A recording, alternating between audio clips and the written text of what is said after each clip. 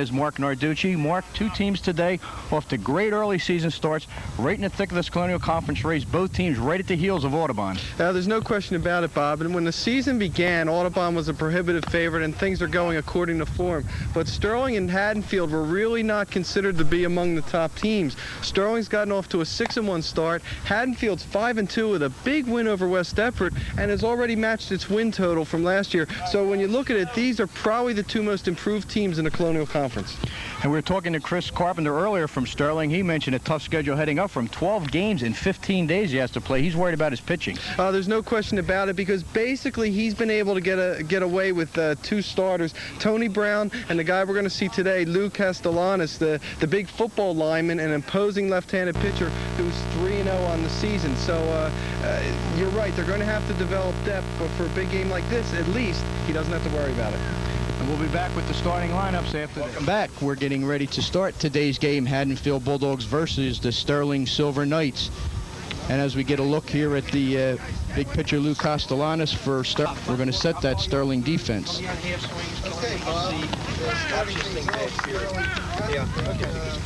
First base, Tony Brown, and second is Tony Capella. Alex D'Angelo, get all the starters out. Third base. Left field is first, Paul Tertitas. Ferrari's in center, and Ryan Shear is in. All right, gentlemen, here we go. All right, here we go,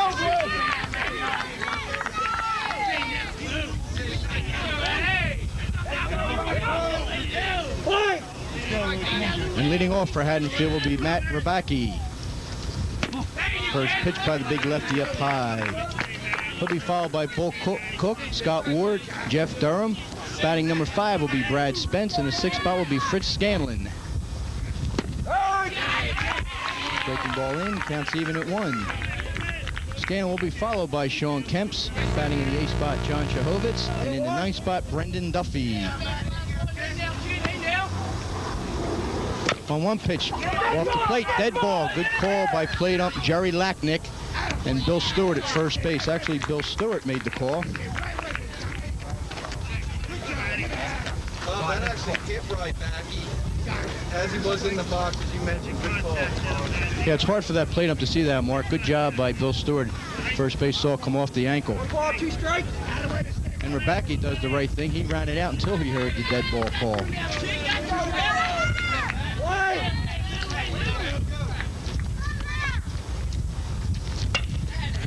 Ground ball up the middle, big hop for D'Angelo. No, he can't handle the ball. Ball came up off the mound, Mark. I thought D'Angelo was going to have a play on it, and the ball just hopped over his glove. I'll tell you, I think I would have to throw that time. What do you think? And with his glove, I thought that was a makeable play. Yeah, but I think the ball took a bad hop coming up on him. As usual, we agree to disagree.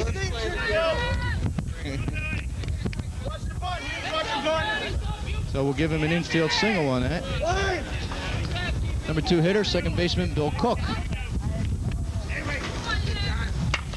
Pop up, right side, long run. And the ball is dropped.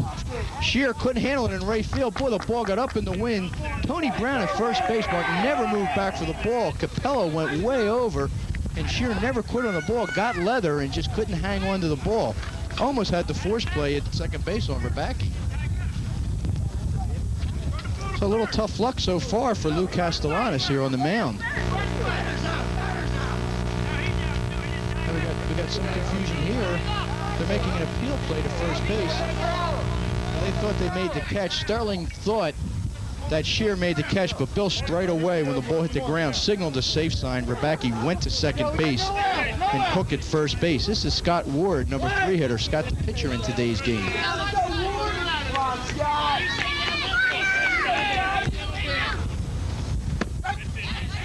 Pitch at the knees for strike 1.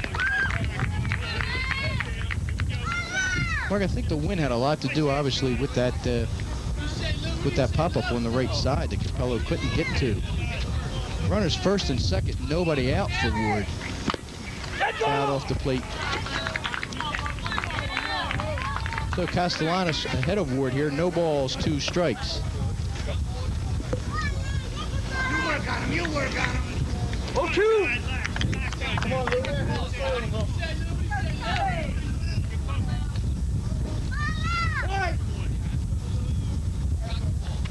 Castellanos out of the stretch, checks the runners. 0-2 pitch, just missing. 1 ball, 2 strikes. Number 3 hitter Scott Ward waiting on deck. First baseman Jeff Durham. Outfield playing Ward almost as a left-handed hitter. Center field, Ferrari way over and waves at the fastball and swings and misses. Big strikeout there for Castellanos. So it's 1 out now. Runner still at first and second.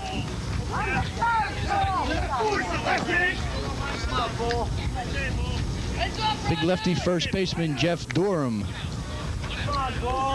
Durham batting .474 coming into today's game. Has 9 hits and 19 at-bats. In the dirt for ball 1. It's dirt in infield, come on. Durham, the team leader in RBIs with 7. Looking to add to that here. On the right side, Capello gets off his glove. Here comes 1 run heading to the plate. Gonna have a play at the plate. Throws up the line. And Rebecki in safely on the play. Cook goes all the way to third base. So score that an error on Capello. Rebecki comes in to score. 1 out, runners at first and third. It's a little tough luck for Castellanos here in the first. Nothing hit real hard off him, but runners at first and third. 1 run in and only 1 out. Catcher Brad Spence.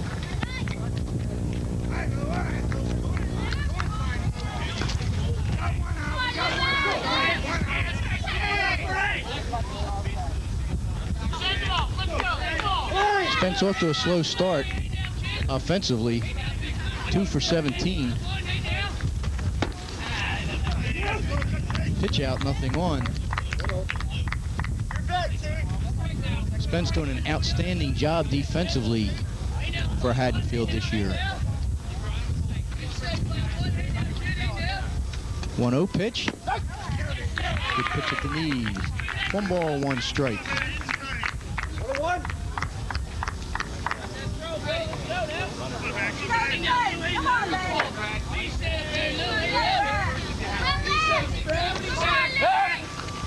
A lob throw back to first. Castellanos not overpowering on the mound.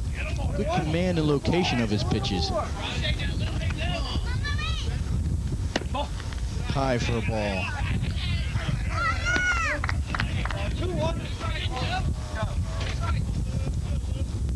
Obviously the luxury of that left-hander, keeping that runner close at first, a little tougher to get the good jump for the stolen base. Big lead at first base. Capello. 2 balls, 2 strikes. Bob, I believe I'm back with you. Welcome back, Mark. A little technical difficulty. Everything in order now. You probably haven't heard me this quiet in a game in a long time.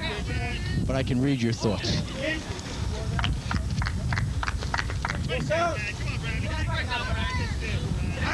Well, Bob, we always talk about the wind here at Sterling, and today, even on a beautiful day, it's whipping up here. There goes the runner. Strike 3 called on a low pitch. They throw through. The ball sails into center field. Cook will come home easily. So Spence called out on strikes on a close pitch.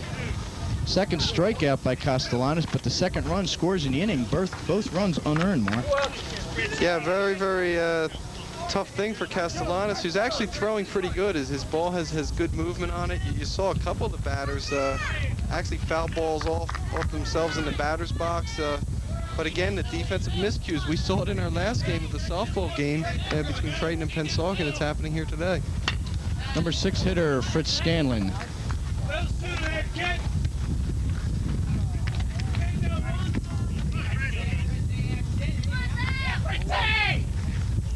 Two runs in, 2 outs. Runner at second base is Capello.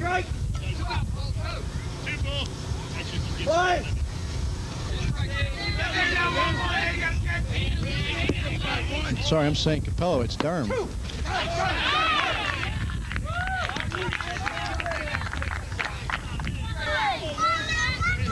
It's interesting, early in the season, we continue to see teams having trouble with throwing. We saw that error there. We've seen a lot of the errors we've seen have been throwing. Off the plate, he swings and misses. Tag put on by Vidoro, so Castellanos gets out of it here. Does strike out the side. However, Haddonfield picks up 2 runs. They do it on 2 hits. There was 1 error, and they leave 1. A little bit of tough luck there for Castellanos, Mark. He threw the ball very well. A couple fielding plays, 1 definite error, 1 possible error. And the throw by the catcher sailed. The win a factor, I think, on that throw by Vidoro. Yep, actually, right. In fact, I actually gave it Vidoro originally an error on that, but I guess the runner didn't advance. But they did score on it because they weren't going on that play. So I'd give it a 2nd error. Either way, Haddonfield's up 2-0, and if you're Haddonfield, you have to be really happy about that. Scott Ward on the mound, a guy that really did a nice job on the junior varsity last year, but has come on and become really the ace of this Haddonfield staff with a 3-0 record so far, Bob. And what you like about him, in 17 innings, he's only walked 2 batters. And Mark, you want to take a look at that Haddonfield defense for us? For the Bulldogs, at first base is Jeff Durham. Bill Cooks at second. The shortstop, John Chahovitz, and Sean Kemps is at third. In left field, it's Fritz Scanlon, Matt Rybacki in center, and Brendan Duffy in right. Your catcher's Brad Spence, and your pitcher, as we mentioned, Scott Ward, the junior right-hander. Offensively for Sterling, they'll lead off with Alex D'Angelo. He'll be followed by Paul Kurgitis. David Dora bats in the 3 spot, followed by Tony Brown. Number 5 will be John Huber, followed by Tony Capello.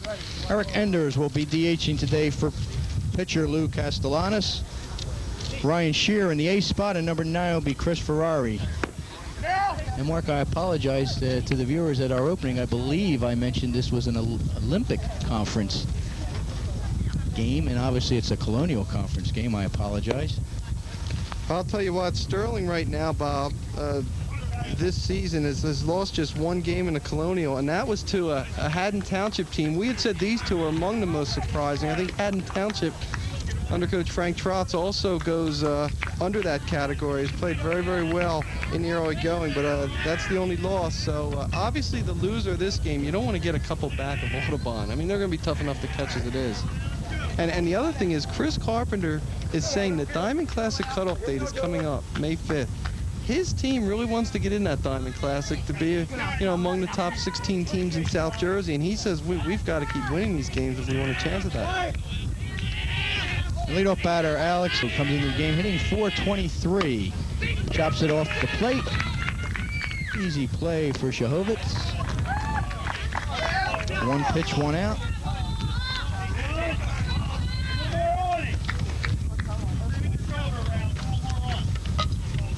Left fielder Paul Kurgitis.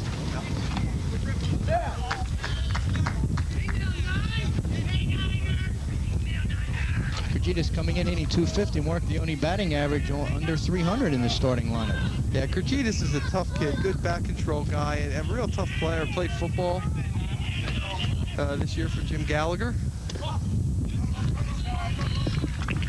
This is inside for ball 1. That was a tough pitch that time by Ward. He fell down on the mound, lost his footing, and still got a pretty lot of velocity on that pitch.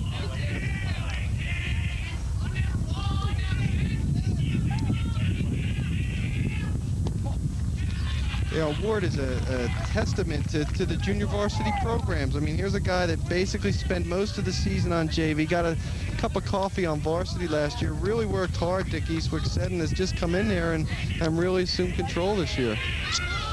2-0 pitch towards third base. Kemps across to Durham.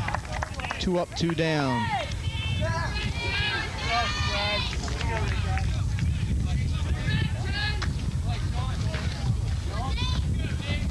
Senior Dave Vidaro. Vidaro batting .444, leads the team. Bob, this is a great year for catchers, and Vidaro is one of them too. Very good defensively. He's thrown 6 out of 7 base stealers out. Has a gun for an arm. straightaway center field. Easy play for Rabacki. So Ward has a 1-2-3 inning.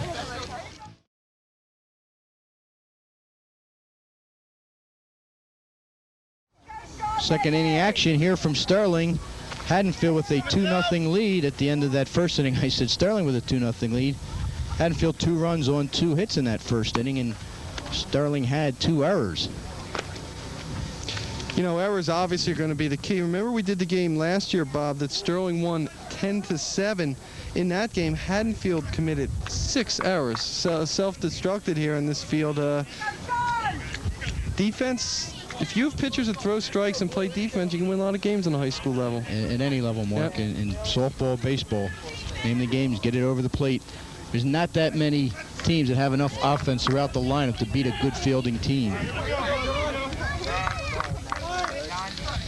Third baseman Sean Kemps to lead off here in the second. Just low for ball 1. Kemps a very, very good athlete, of course. His brother Garrett Kemps was a terrific soccer player here at Haddonfield. Sean also as well, playing for Joe Falana. Off the handle in the right field for a base hit. That was a great piece of hitting by Kemps because Castellanos came in on him, tried to bust them inside and jammed him, and Kemps had enough to fight that off and get the base hit.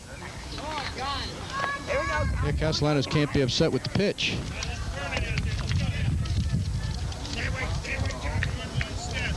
Shortstop, John Shahovitz.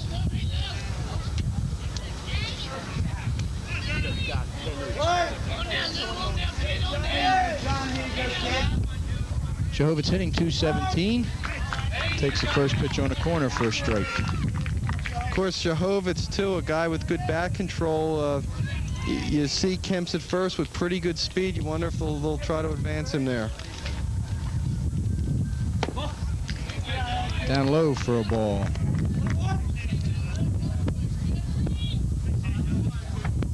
Kemps has 2 stolen bases. Again, with the lefty on the mound, a little tougher to get that lead at first base. Good stop by Vidoro.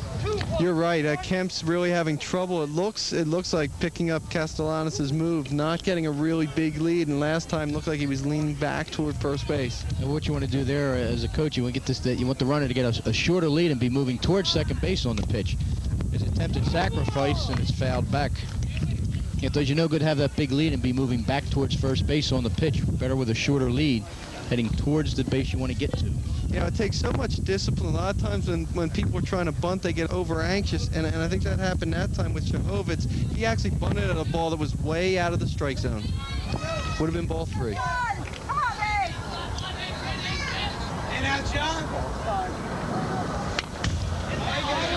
Got off the backstop. Count even at 2.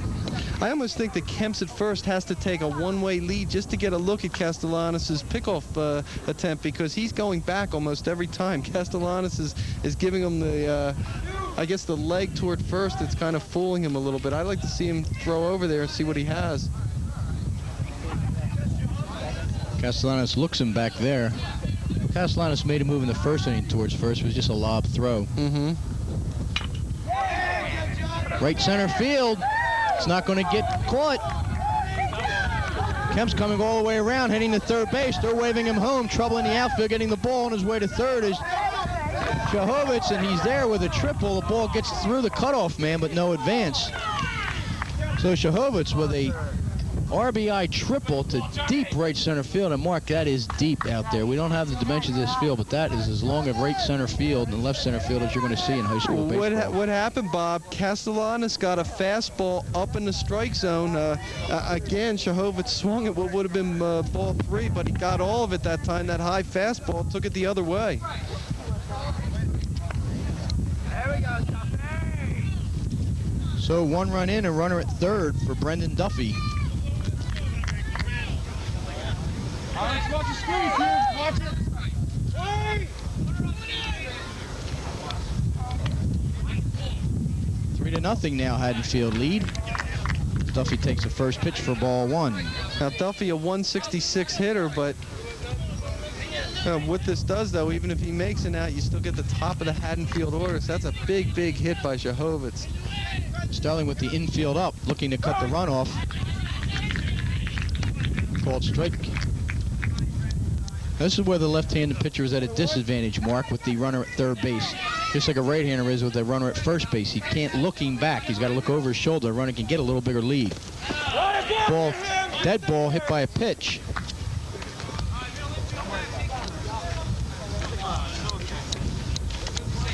So the ball immediately dead when it hit Duffy. He takes first base. Boy, that's really tough. You get the number 8 guy that hits a triple on a ball out of the strike zone, then you hit the number 9 guy. Now you've got to go through the top of the order. You know Chris Carpenter not happy about that. And here's obviously a play where you would probably send Duffy going down there, see what Vadoro does if he throws through. Or Matt Rabacki was safe on a questionable infield single in the first and scored. Questionable only because I had thought it was an error, but I deferred to you on the hit. Duffy figs going and holds. I'll tell you, Castellanos has very good movement on his ball. That time was a good example. He just isn't finding the strike zone. And Haddonfield, to its credit, showing some pretty good patience. Right back, he was one of the premier soccer players in South Jersey in goal, and a lot of these Haddonfield players are 2- and 3-sport athletes. A lot of soccer players, a couple football players on this team. Oh, so often we talk about these small schools, Mark, these Group 1, Group 2 schools. There's just not that many bodies in the school, and a lot of them are multi-sport players. Very tough to be multi-sport today with the regimen of training. Hop up. Center field, ball's drifting back, way back now, over the head. Ferrari doesn't get it. Boy, that ball fooled me. Mark, when that ball left the bat, I thought it was a pop-up. And now is it overthrowing the infield, and all the way to third base goes Duffy, and Rabacki up to second base. That ball left the bat, I thought it was a pop-up. And Ferrari just kept going back and back and back and couldn't get it. So obviously you give him a base hit and then an error on the throw. Yeah, Shahovitz is going to score easily, you know, if whether the ball's caught or not. Once the ball hit the ground, Duffy took off for second base. They made the throw in. Duffy heads up, saw the ball got through the cutoff man, never stopped running all the way to third base. And Rabacki up to second base. So needless to say, this has not been a crisp 2 innings for Sterling defensively. And Chris Carpenter out there talking to his team now does not like what he's seen. But you're right, the ball, we talked about the wind at this field. I thought that was a classic example, Bob, the way that carried it. That originally looked like a routine pop-up. Yeah, so did Ferrari. I mean, he didn't even look like he misplayed the ball. It looked like he thought he had it all away and then just started drifting back. And Chris Carpenter's upset. I mean, he brought the whole team in, all 9 players at the mound. Reading a little bit of the riot act there. So it's a 4-0 Haddonfield lead now. We got no outs. Runners at second and third, still nobody out for Bill Cook. Bill Cook popping in the right field for a windblown single in the first. High for a ball. And Castellanos continues to get behind the batters too, not helping his own situation there.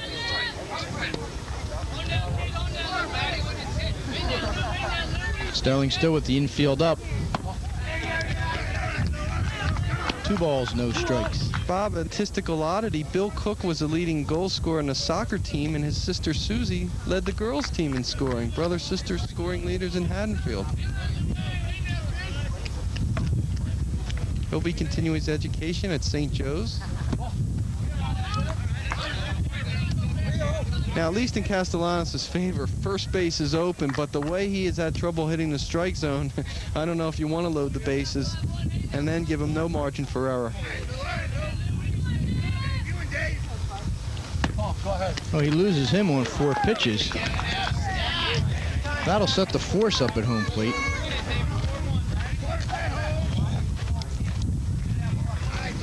And the other thing is Chris Carpenter has a real dilemma because we talked about the top pitcher for this team, Tony Brown. He doesn't want to bring him in because they have a game with West Deptford tomorrow. So now what do you do? How long do you stay with Castellanos? He said we have to develop some other pitching. We may see it today. Scott Ward pops on the right side, out of play. Bob, do you get the feeling that Castellanos is taking something off the ball just to throw strikes? And I think he's when he's been doing that, Haddonfield has been opportunistic, taking advantage of that and jumping on that fastball. Well, I said early in the first inning, he's not an overpowering fielder. He doesn't try to blow the ball past you, but he has good location with his pitches normally. And he was throwing a breaking ball earlier, and he's not throwing it as much anymore. We saw it there, though. And Ward fouls it off.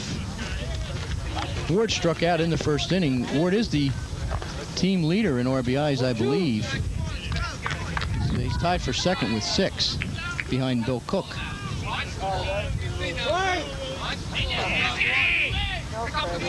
Tied with Bill Cook behind Jeff Durham. Good breaking ball there. Just pulled foul on the left side. That's one of those pitches, Mark, that the hitter really can't do anything with. He's got to get his bat on it, but he's pretty tough to drive it hard anywhere. Well, that may have been his best pitch. That had outstanding movement that time. Haddonfield's been able to lay off the curveball.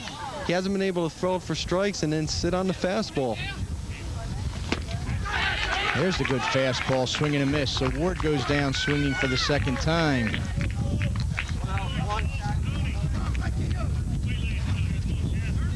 One out now for Jeff Durham.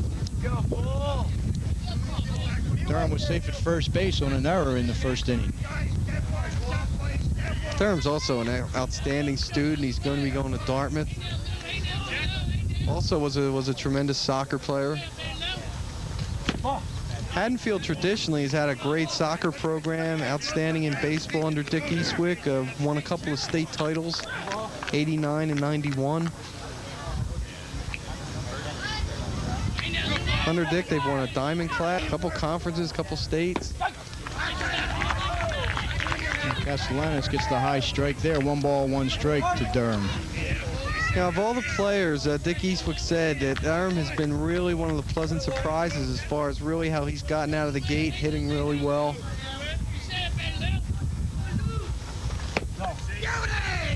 That Durham full at the breaking ball there, just misses. 2 balls, 1 strike. And again, that's been the key. He hasn't consistently been throwing that for strike. As we saw there, Durham almost went after it, but didn't. Had the discipline to stay away. That pitch gets away. 3 balls, 1 strike. We're in this top of the second inning. 4-0 Haddonfield lead. 2 runs here in this inning. Bases still loaded, just 1 out. Now, traditionally, this is where we've talked about when Castellanos has gotten in these situations, 3-1, he's taken something off the ball, and a lot of his pitches have been high. Haddonfield's had some success.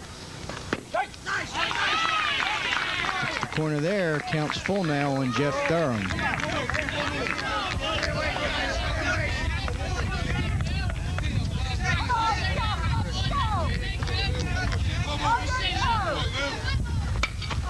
Just foul. Hit hard on the left side, just foul.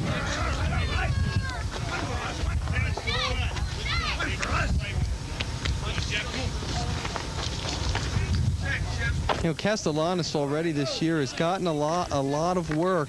He's pitched in 5 out of the 7 games for the Silver Knights. We got 1 down. In fact, the other day he got the win and the save. We'll talk about that in a second against Gloucester. Durham had a good rip at the fastball there, Mark. I wouldn't be surprised to see Castellanos come back with the breaking ball.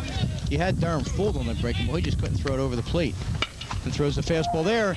Short hop to Huber. Tags third. Throws home too high. But once Huber made the play at third base and got the force, had eliminated the force at home plate, he would have had to make the tag play. Huber's probably better off trying to throw across the first base to get Durham. Absolutely, or the other play is instead of running to tag the bag, even though he was close, Bob, coming home first and getting that lead runner. 2 outs now for Brad Spence. 2 outs. We got 2 down, Bill. Spence struck out looking in the first.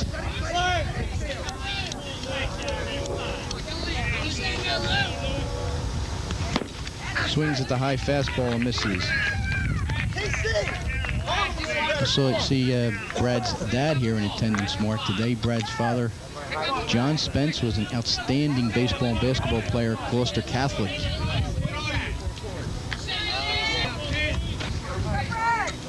One strike pitch, takes a little bit off it, gets it over for a called strike.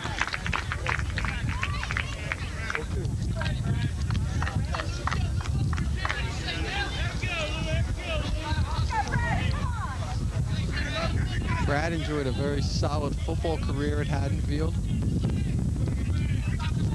There's a lot of versatile athletes on this team.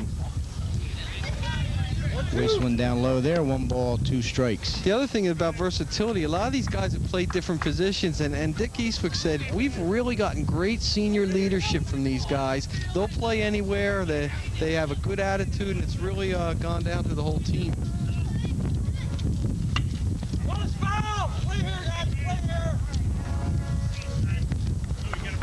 Boy, that was a tough breaking ball that Spence fouled off to stay alive. You like Castellanos' arm. He's got a live arm, and you just love the movement on his ball. This is one of those days where he's not throwing strikes. He has been with consistency throughout the season.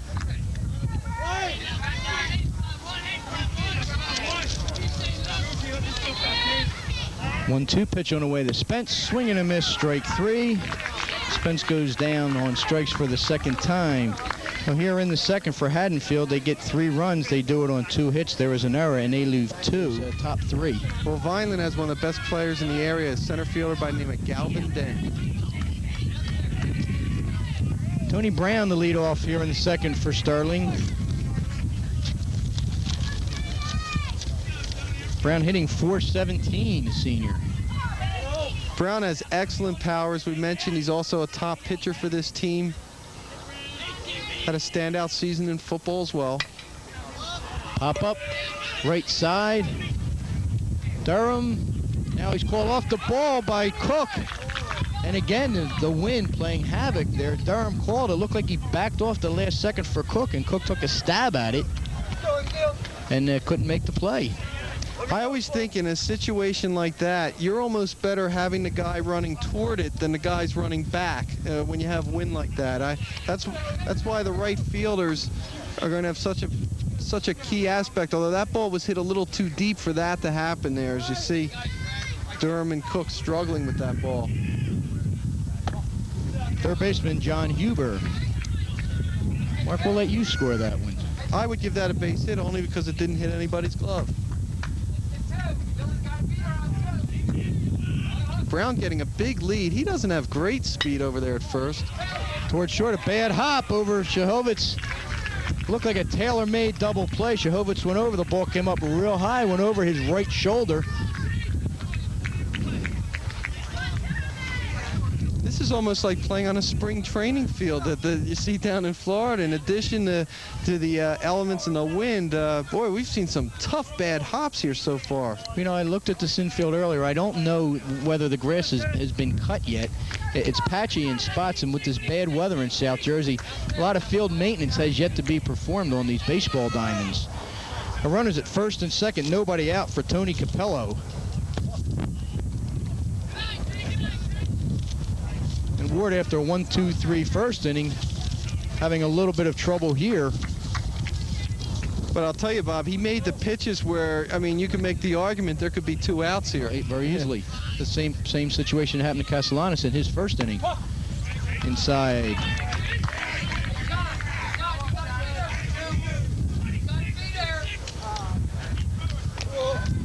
So a 5-0 Haddonfield lead. Bob Marlowe here with Mark Narducci bringing you this conference contest. Takes the pitch at the letters for a strike. 2 balls, 1 strike to Capello. Capello hitting .421. Has 8 hits and 6 runs scored. Checks his swing, takes high, ball 3. I'll tell you, I'd almost have him take one here because, again, coming up, you have Eric Enders, who's really done a nice job so far this season. Bases loaded, you put a lot of pressure on. 3-1. Takes the pitch, 3 balls, 2 strikes. Looked like he was taking all the way that time.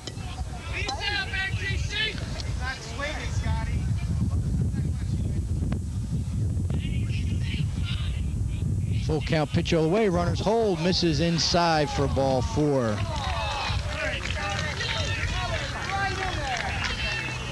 So bases loaded, nobody out. DH Eric Enders.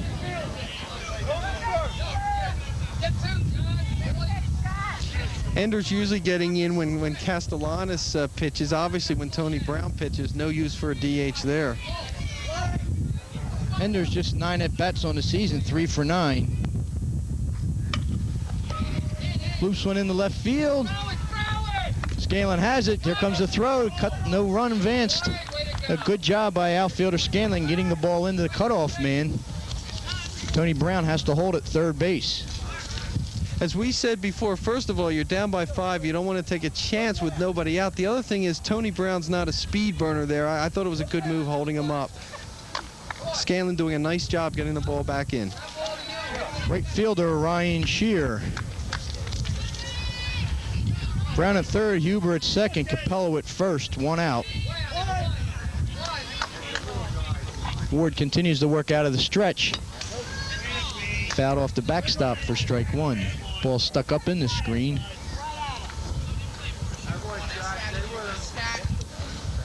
Nice arm by umpire Jerry Locknick there. Jerry loosened up. He knew he was on the cameras today. He loosened up before the game. 0-1 pitch this year. Breaking ball, chopped off the plate toward short. Shahowitz, 1 play over to second base, and not in time. So Capello goes into second base standing up, never made the slide, but safe nonetheless. Slowly hit ball, not a double play ball. Shahowitz waited for the ball. They'll give a fielder's choice RBI to Shear. No infield single on that? Nah, that's a fielder's choice. Oh, boy, you are tough. It's fielder's choice. All right. Brown comes in to score the first Sterling run. It's now a 5-1 Haddonfield lead. Center fielder Chris Ferrari. Ferrari hitting .421, has 8 RBIs. You know what's interesting about Ferrari? He was a running back as a sophomore in the football program, did really well, decided to give it up and just to concentrate on baseball. And I'll tell you what, he's really done a good job hitting .421 from the number 9 hole, too. 2 balls, 1 strike to Chris Ferrari. Now you're seeing a lot of that nowadays, Bob. Absolutely. You know, guys just concentrating on the one sport. Well, I mentioned earlier the regimentation of practices, clinics, year-round preparation for a sport. Tough to be multi-sport. Down low, 3 balls, 1 strike. By the way, that, as you call it, fielder's choice that Shear had, he hit a very, very tough curveball that time.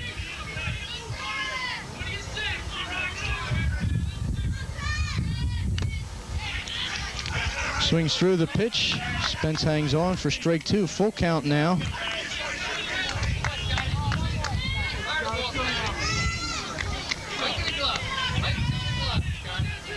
Bases loaded, 1 run in.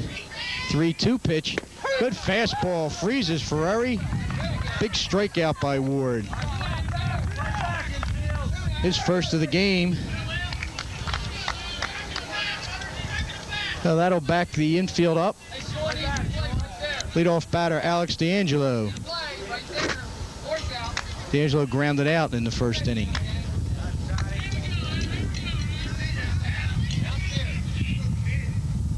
Ward stays in this stretch, gets D'Angelo to pop the first pitch off the backstop for strike 1. Yeah, Ward has been around the strike zone, but times he hasn't. Sterling's been helping him. That time was a classic example. That time D'Angelo swinging way out of the zone and fouling it off.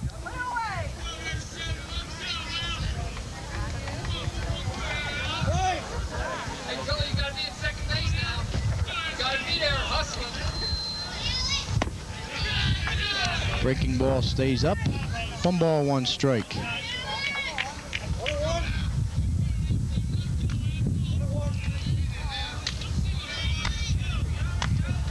Ward, very quick worker.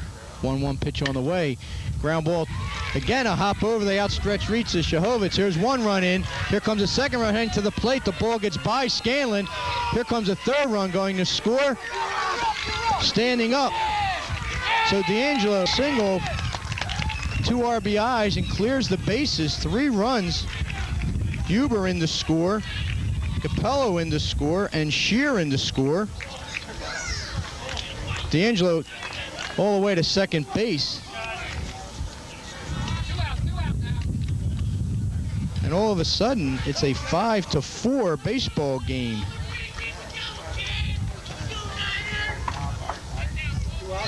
You know, I don't think either pitcher, believe it or not, has pitched that badly, but there have been some terrible bad hops. That was another one that time. Yeah, Scanlon was coming up. He was going to try to make a play at the plate, and the ball just got past him. He never got his body on front of it. Paul Kyrgitis. Kyrgitis grounded out to third in the first inning. Takes high for a ball 1. Think about it. You want to throw the spot. You want to throw to that spot. Set him up, Brad. Set him up. Look at that glove. So 4 runs in here in the second for Haddonfield. This is inside for ball 2.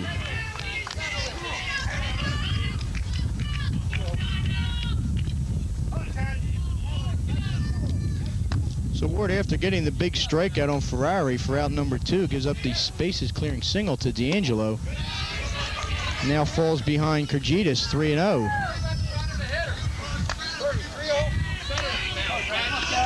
You give him the take care, Mark, number 2 hitter? Yes, I would. Yeah, I do too. Okay, your number 3 hitter, Vidaro, waiting on deck. Ward struggling a little bit this inning. You want him to throw as many pitches as possible. Misses high there for ball 4.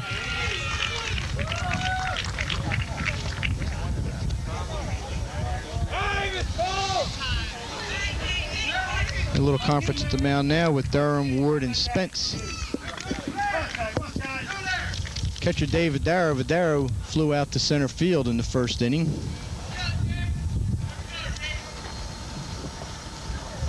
You know, to show you that the pitchers haven't done a bad job, we have 9 runs scored, no extra base hits. A couple bad hop singles, a bloop single that dropped in this inning. Come on, guys. There are 2 outs, gentlemen. 2. You knew the elements would have a factor here today at Sterling. Fastball down the middle. Vidaro taking all the way for strike 1. Angelo getting a big lead at second base. Shahovitz and Cook way over in the hole. Now Cook moves over closer to second base to hold him close. Off the fist in the hole. Tough play for Shahovitz. Long throw over to second base. Not in comes a play at the plate. Good heads-up running by D'Angelo. Never slowed up. The ball went in the hole between Kemps and Shahovitz. Shahovitz backhanded it, had no play at third as Kemps was moving towards the ball. Tried to get the runner at second. He was safe.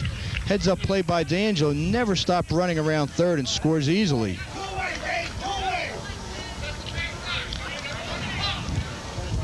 They'll give Vidaro an RBI. He moves up to second base. And Kyrgitis all the way to third.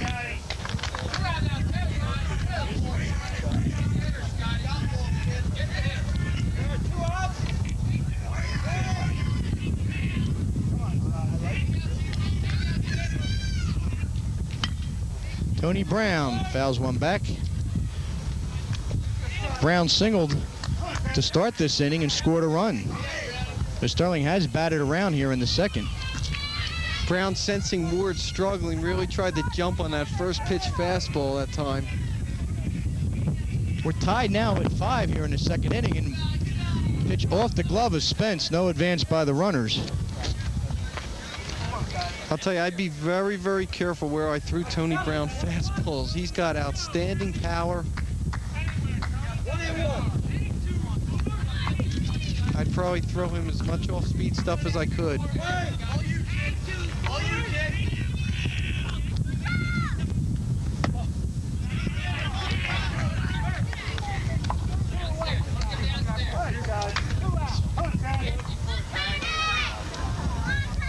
Five runs in, runners at second and third, 2 outs, tie ball game. Bottom of the second. Brown swings through the high fastball. He wanted that one, Mark.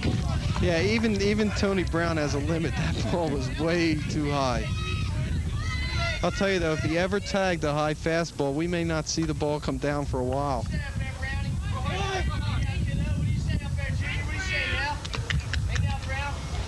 Breaking ball misses outside. Full count now on Tony Brown. Again, I know that Ward has had trouble. First base open. I'd be real careful to him. Line drive and almost takes the head off of Kurgitis.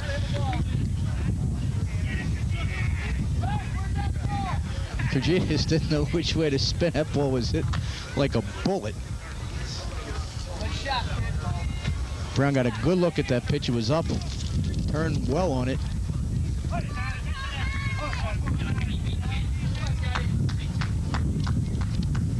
Yeah, 3 of Brown's hits this season for extra bases, and I don't even think he's gotten warmed up yet.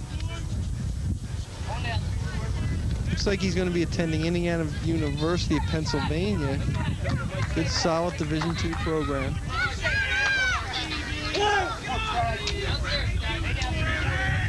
Three-two pitch on the way by Ward. Misses low for ball 4. So again, the bases are loaded for Sterling for John Huber. Huber singled and scored a run. You know, by the way, first that's time up in this inning, Mark. That's no knock on Huber, but if you gave me my option whether to pitch to Huber or Brown, I would take my chances on Huber. We'll see how it works.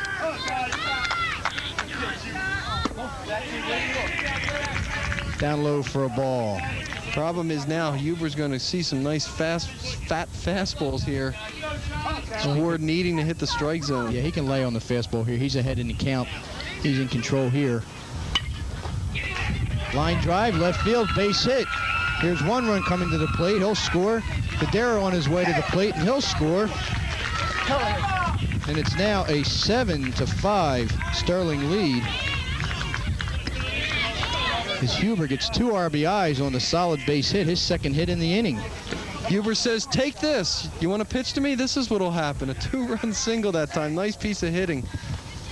Actually went the opposite way. And there's no action in the Haddonfield bullpen, but Ward has thrown a lot of pitches this inning, Mark. Yeah, it looks like they're going to stay with him here. 12th batter to come to the plate for Sterling here in the second. 2 outs. 7-4 Haddonfield lead.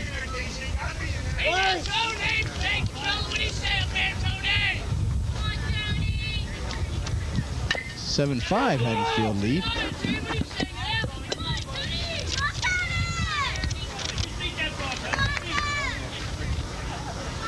Capello reached base on a walk, came around to score.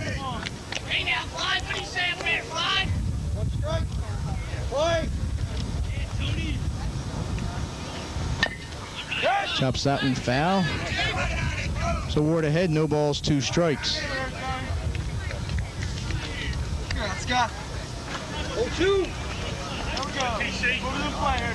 TC now, T. What do you say, T? 0-2. Brown's at second, Huber's at first. 0-2 pitch by Ward. Line drive, left center field. It's going to be extra bases. Here comes Brown. He's going to score. Capello running hard. They're going to wave him in to the plate. He's going to score standing up. 2 RBI double for Tony Capello. Brown scores a run. Huber scores a run. 9-5.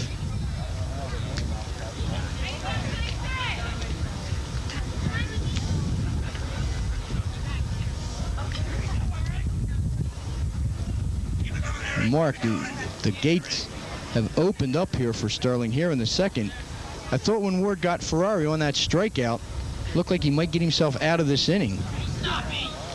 Well, a lot of bad breaks for Ward, and they're going to stay with him.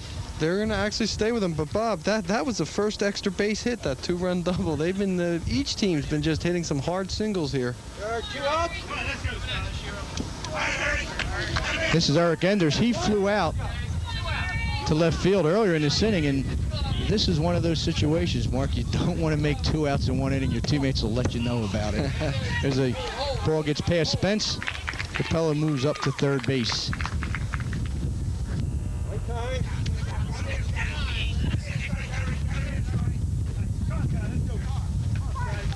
Well, we saw this kind of game earlier, or last year, as you mentioned, Mark, at this field. For some reason, a lot of runs get scored here.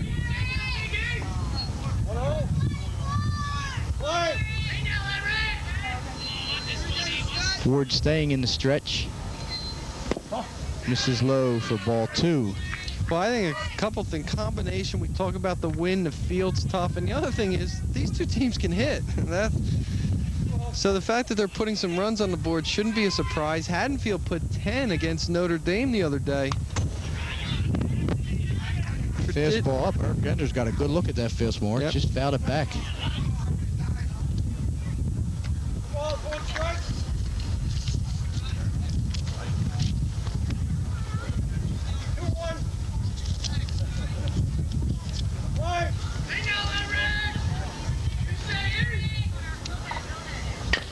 Ground ball towards second base. This should do it. Cook over the first base. Haddonfield finally retires Sterling here in the second inning, but not before they score 9 runs.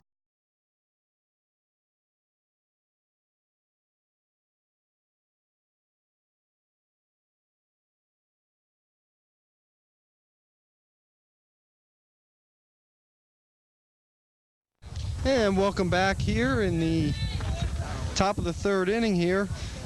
Haddonfield, it'll be Fritz Scanlon, Sean Kemps, and John Shahovitz for the Bulldogs, who now trail 9-5. By the way, Scanlon fouled off the first pitch, so Lou Castellanos now with a 4-run lead with the curveball over the third base. Huber makes the play for the first out.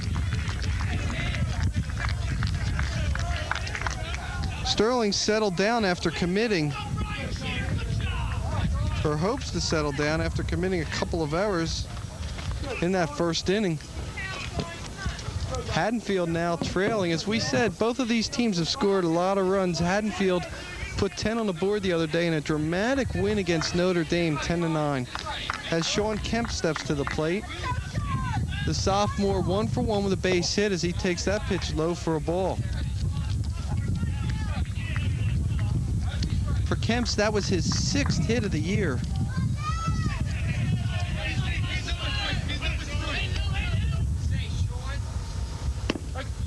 As Castellanos took something off that, found the strike zone, 1-1.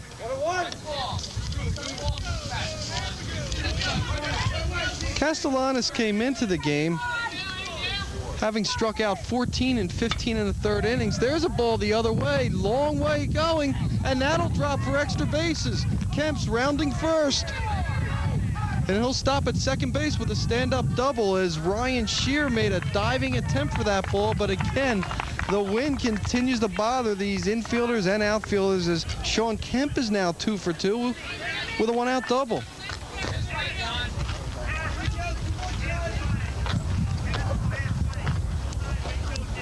So a lot of offensive fireworks here at Sterling as Shearer made a valiant attempt for that ball, and that'll bring up the junior shortstop, John Shahovitz, who hit a pitch out of the strike zone for a triple his first time up. Swings at another one out of the zone for strike 1. Shahovitz came around to score for Haddonfield.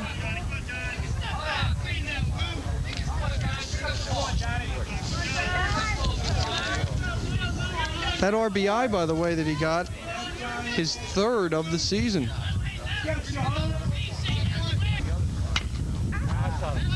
Foul out of play. Castellanos gets 2 quick strikes on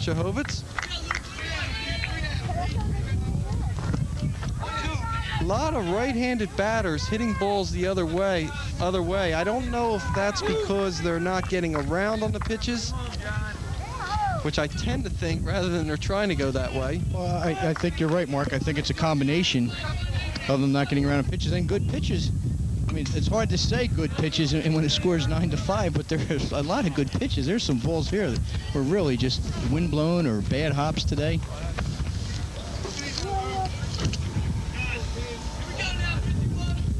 To show how much in the early going your batting average can rise, Shahovitz with that triple raised his average 33 points. He's now at 250. That ball's through the middle, and that'll get through for a base hit. Coming around the score will be Kemp's, and it's now 9-6 Sterling. Bad throw that time, but no advancement as Fedoro doing a good job backing things up. So the RBI single by John Shahovitz now cuts the margin to 9-6.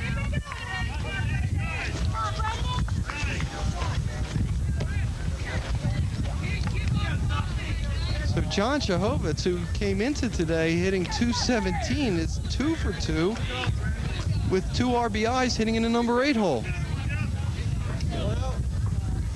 And that'll bring up Brendan Duffy. And Duffy, in a very key play last inning, was hit by a pitch and came around to score. That's low, ball 1.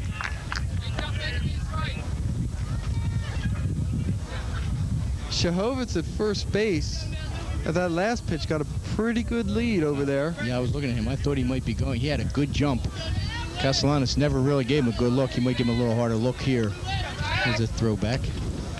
Now again, Bob, we don't know if that was Castellanos' best move, and if it were, you would have to think that Shahovitz will be going, or at least test him to see his number 1 move.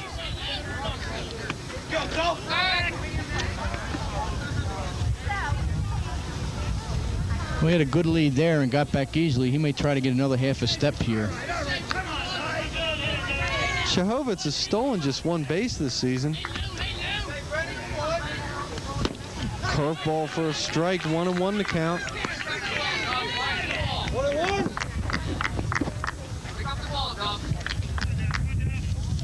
Lou Castellanos, as we mentioned, got the win and the save in a 10-9 victory over Gloucester. Left the game after 5, leading 10-6. As that's fouled off, 1-2. Then he came back in to begin the 7th when the score was 10-9. I guess statistically you could do that, right? Get the win and the save. that was an unbelievable comeback they had in that game. Well, the real unbelievable comeback as he gets him on a called 3rd strike. That was a nice pitch down the middle. So Duffy is out looking, and there's 2 down here for Haddonfield. And that'll bring up the top of the order, Matt Rybacki.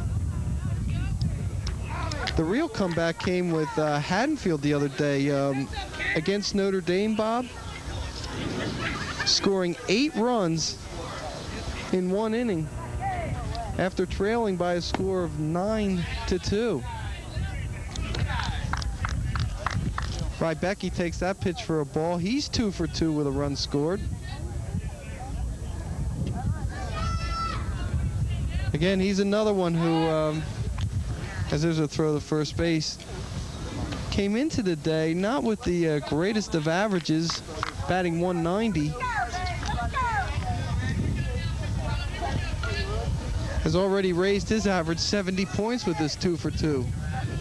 That's high for a ball. 2-0 the count. As we mentioned, Jerry Lacknick behind the plate. One of the top balls and strikes guys around, and on the base is Bill Stewart.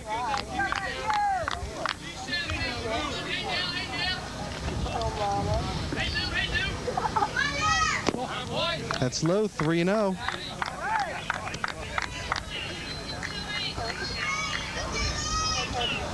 So Castellanos finds himself in a little more trouble. Castellanos has only walked 1 batter, but he's also hit 1, and he's suffered through a couple of errors by his teammates. And again, Bob, there's an example. He takes something off on that pitch and gets it right in there. Well, he's got six strikeouts also to go. I mean, it's a really unusual pitching performance.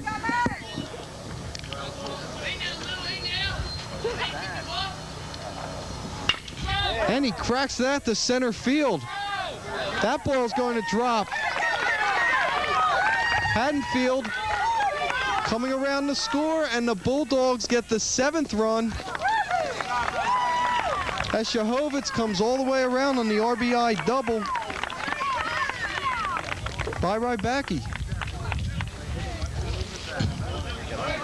The Sterling outfield, Mark, is playing everybody. All these right-handers are playing him over in right center, almost as left-handed hitters, giving up that everything to the left side of space, and that's right where Rybacki hit that ball. A big day for Matt Rybacki, 3 for 3. The other thing is, I think the outfielders are having trouble picking up the ball here. I've seen, it looks like they're not getting a good jump on things, Bob. So that'll bring up Bill Cook with Matt Rybacki at second base. 2 runs in here in the top of the 3rd inning, ball 1. Haddonfield now has trimmed that Sterling lead to 9-7. Cook 1 for 1, also with a walk and a run scored. That was his 5th run scored of the season. Just outside, 2-0 the count.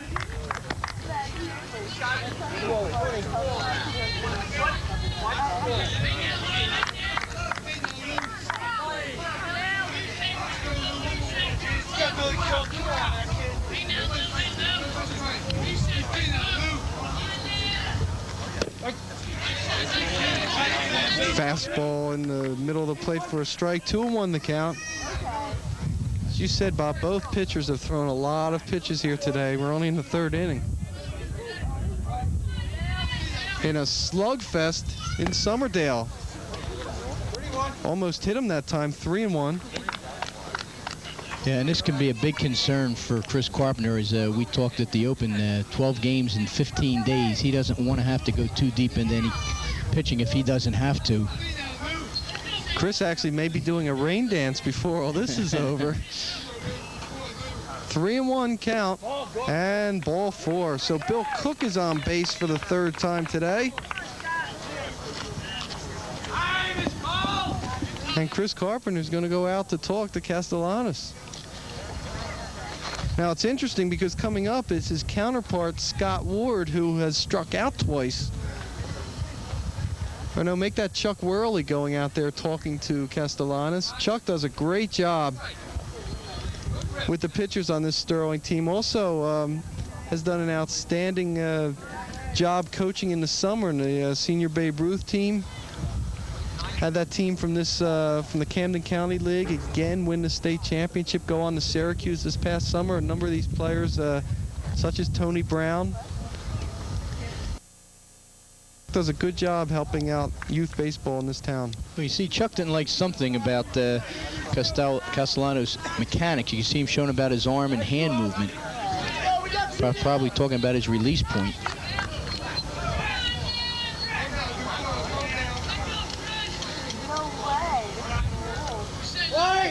So as we mentioned, Ward, who's looking at an 0 for 2, but could really help his runners at 2nd and 3rd. He takes a home run cut that time.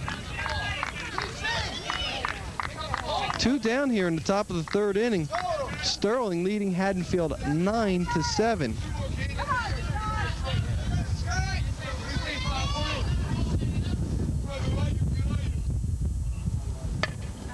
Breaking ball, popped up. Vidoro puts it away for out number 3. But more damage here for the Bulldogs, as 2 runs in that inning on 3 hits. There were no errors, and 2 left on base. We're in the middle of the 3rd inning. Your score, Sterling 9, Haddonfield 7.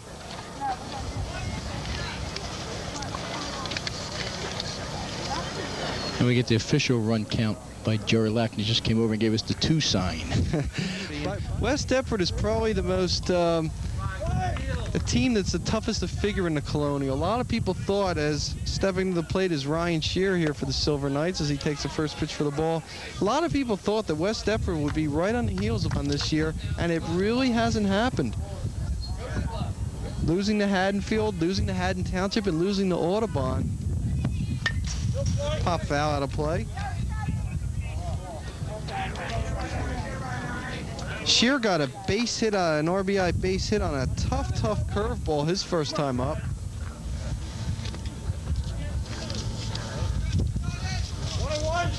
As we said, he came into the game hitting a robust 375. Off-speed pitch outside, ball 2. 2-1 the count. We talked about Haddonfield's offense. Sterling has been no stranger at scoring runs either, getting 16 against St. James, getting 22 against Delsey, 9 against Paulsboro. Inside for a strike, 2-2.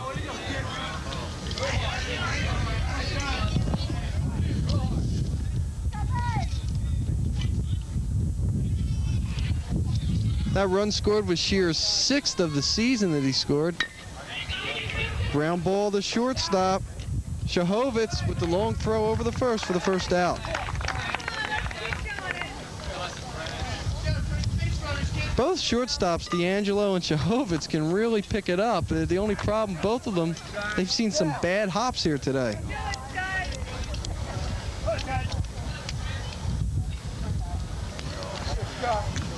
So that'll bring up the number 9 hitter, Chris Ferrari. As we mentioned, no real number 9 hitter on this team. They all smack the ball.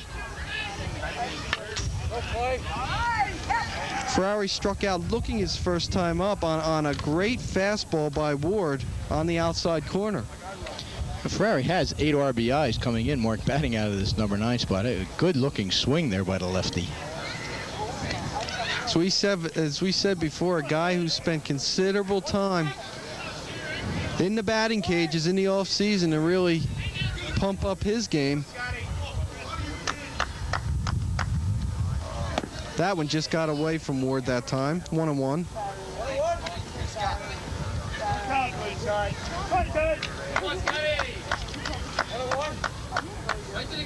Scott Ward, who walked 2 batters last inning, as we mentioned, came into the day having 2 walks. As that ball running, making a diving catch that time from left field was Fritz Scanlon.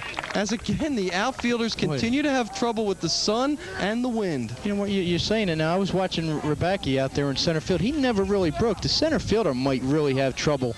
I don't know what kind of backdrop we have, behind the school. There's no depth of perception. There's nothing dark behind the batter. So the center fielder may have a tough look at that ball coming off the bat. So that'll bring up Alex D'Angelo for the Silver Knights here with 2 outs in the bottom of the 3rd inning. And D'Angelo crushes that. That's going to be a base hit. So D'Angelo now 2 for 3 on the day.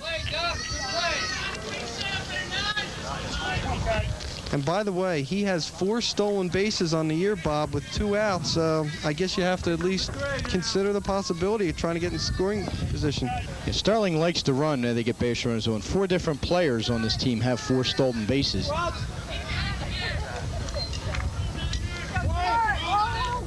Paul Kurgitis now, who he's officially 0 for 1 with a walk and a run scored as Ward goes to first.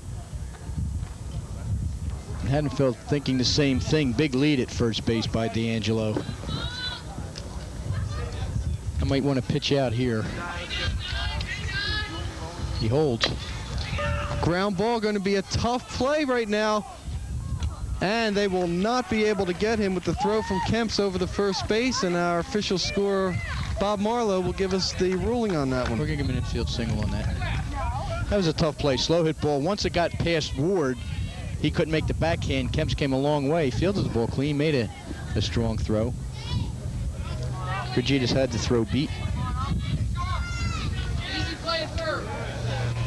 So the 9th hit by the Sterling Silver Knights, and we're only here in the bottom of the 3rd inning. Sterling leading Haddonfield 9-7, a very important Colonial Conference game. As Vidoro fouls off the first pitch. Vidoro 1 for 2 with a run scored. Downstairs, Scotty, downstairs. Both teams have one conference loss coming in. Haddonfield's came to Gateway, which has been another team that's gotten off to a pretty good start under first-year coach Robert Chris. There's a breaking ball that just didn't break. 1-1 to Vidoro.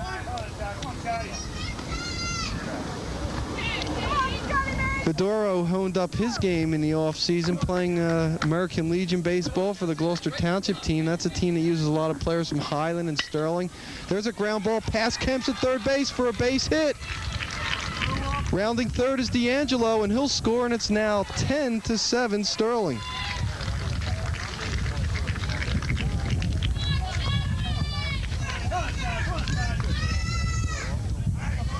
Well, this is a kind of game where you want to be the home team, Mark. This is like in football, whereas the ball last wins the game.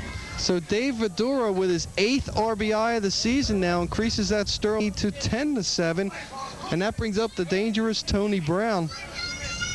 Brown has already scored 2 runs today as he takes a high fastball for a ball. Officially 1 for 1 with a walk, and as we mentioned, the 2 runs, and unofficially has not seen very many good pitches here. Ward got the first 2 batters easily. There's a curveball in the outside corner. Got the number 8 and 9 hitter, Shearer and Ferrari. Looked like he could get through this inning. Brown had a great game earlier this season against Paulsboro. That's low for a ball, 2-1. Was a winning pitcher on a 6-hitter and helped his own cause with a home run. You know, a lot of people thought that we'd be seeing the great athlete Kevin Harvey playing this year for Paulsboro. He considered playing baseball, then decided the last second not to. Runner going. And the element of surprise works as Sterling executes the double steal. Kurgitis going to third. Vidoro up the second. Well, perfect pitch for them to try that. The ball got away from Ward. It hung up. Took a long time to get to Spence. He had no chance. Ground ball over the head of Kemps. That'll be an RBI base hit. 1 run will score, 2 runs will score, and it's now 12-7 on the 2-run single by Tony Brown. So, Bob, those stolen bases had a lot to do with that extra run.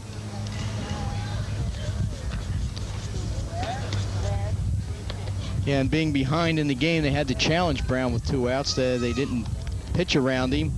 Last time they did that, and John Huber came up and got a 2 RBI single. Here he is again. Those were the 10th and 11 RBIs this year for Tony Brown.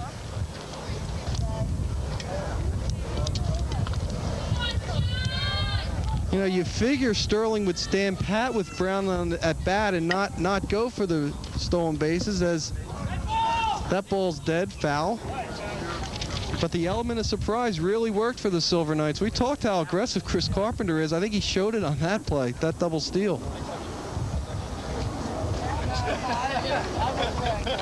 Huber's had an outstanding game, 2 for 2, with 2 base hits, 2 runs scored, and 2 RBIs.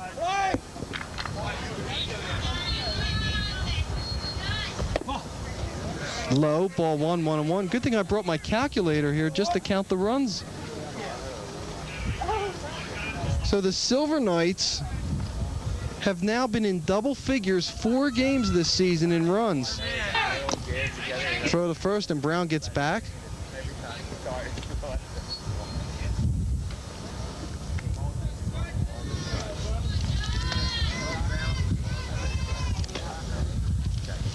Huber's 2 RBIs were his 5th and 6th of the season. Ground ball right to Ward, over the first for the 3rd out, but more damage by the Silver Knights.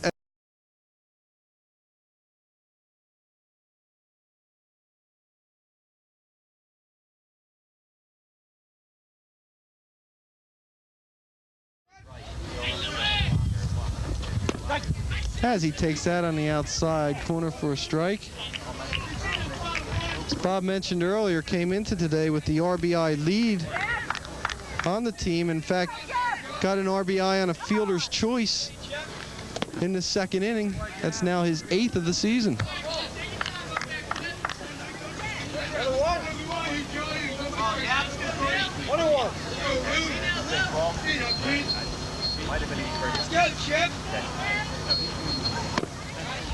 High for a ball, 1-1. Haddonfield has been able to win the relatively close games, obviously beating West Deptford 4-3, beating Paulsboro 2-1, and beating Collingswood 3-0. And Collingswood's a team that has yet to get really going as he swings at a ball out of the strike zone for strike 2.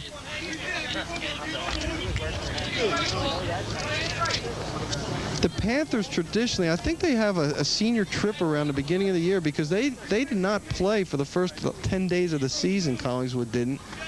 Since then, Ron Ross's team has been very busy. That's low, 2-2. Or make that a full count. Of course, Collingswood did have a big win over Haddon Township and slowed down Haddon Township's 3-0 start. As he cracks that for a base hit, so Jeff Durham is a leadoff base runner here for Haddonfield. Here in the top of the 4th inning.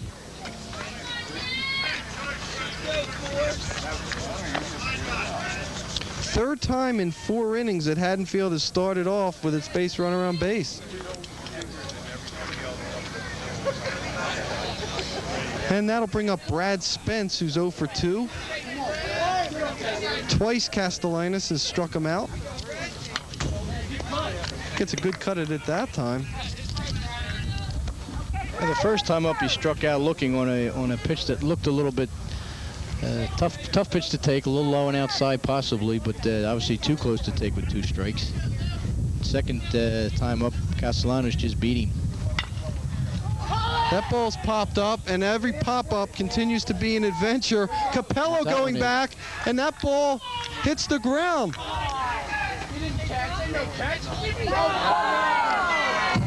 Shear's trying to say that he caught the ball, but Bill Stewart will have none of that. But as soon as they came off the bat, Mark, you mentioned that's just a routine pop-up. Capello went back, couldn't get to the ball. Shear came in, made a dive for it. Neither player could come up with it. We'll take a look at it. You see Capello going back. Looks like he has a ball, and the ball drifts back further. He dives. Neither player gets to it, and it drops in for a single. Morgan now batting. Morgan. Morgan now batting. So yet another bloop single here for the Bulldogs. As we have Paul Morgan coming up, pinch hitting now, the senior, has Morgan in for Fritz Scanlon. Morgan hitting .429, has batted just 7 times as he takes the first pitch for a ball.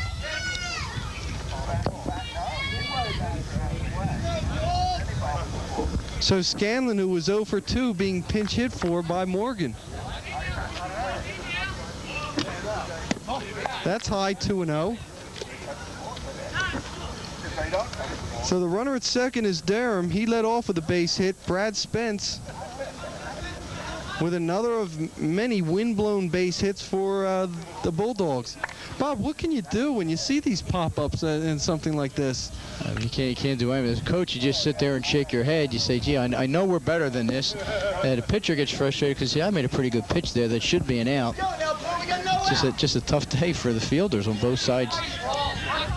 Not only the pop-ups, the ground balls. I mean, almost every batted ball is an adventure here today.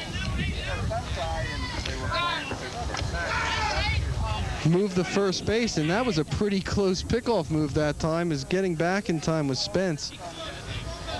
I think Spence didn't think Castellanos was paying that much attention to him with Durham at second. As Morgan takes that for a strike. Morgan in his limited duty this year has been productive in the 7 at-bats. 2 runs scored, 2 RBIs.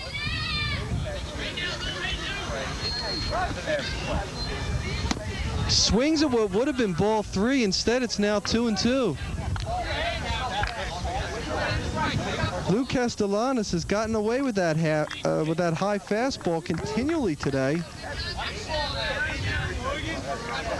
Castellanos has 6 strikeouts in the first 3+ innings, as he gets strikeout number 7 on a fastball that time for the first out.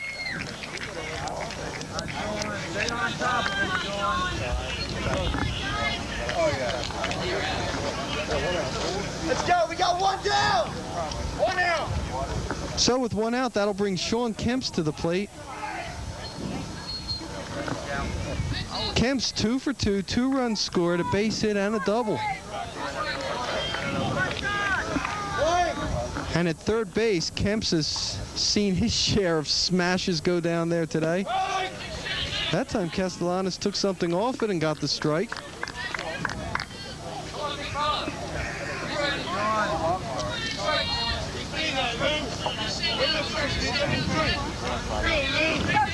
That run scored by Kemps for those 2 runs is 6th and 7th on the year as he takes that pitch for a ball.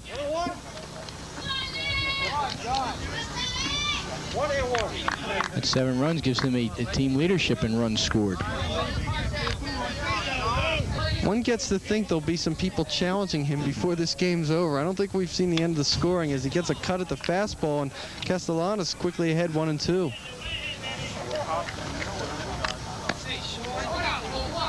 Ball, 2 strikes.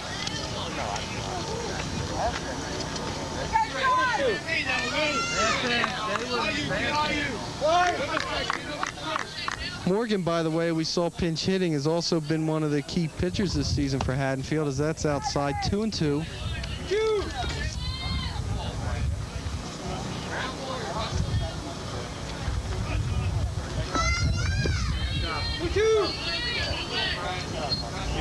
A lot of baseball to be played here in the Colonial Conference.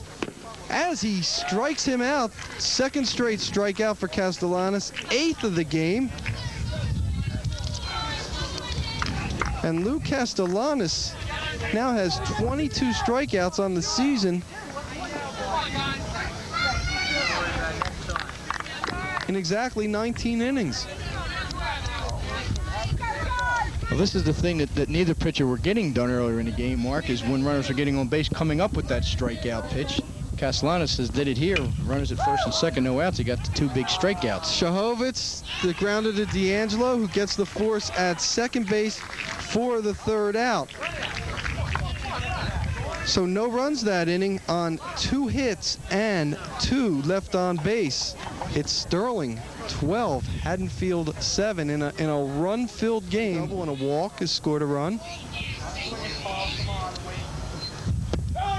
There's a strike.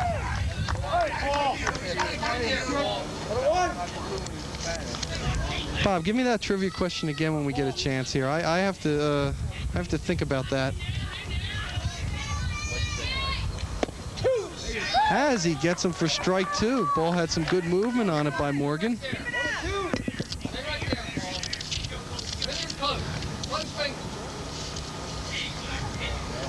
Morgan's win was that dramatic comeback over Notre Dame, that 10-9 victory, as that one got away from him, 2-2. He said a major leaguer with a home run in 7 straight games.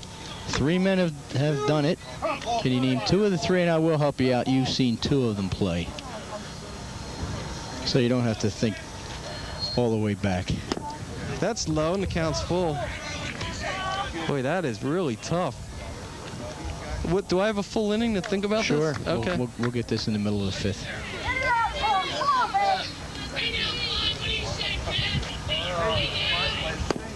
As he gets him on a called 3rd strike that time. A fastball on the outside corner. That was a good pitch by Morgan, down on the knees.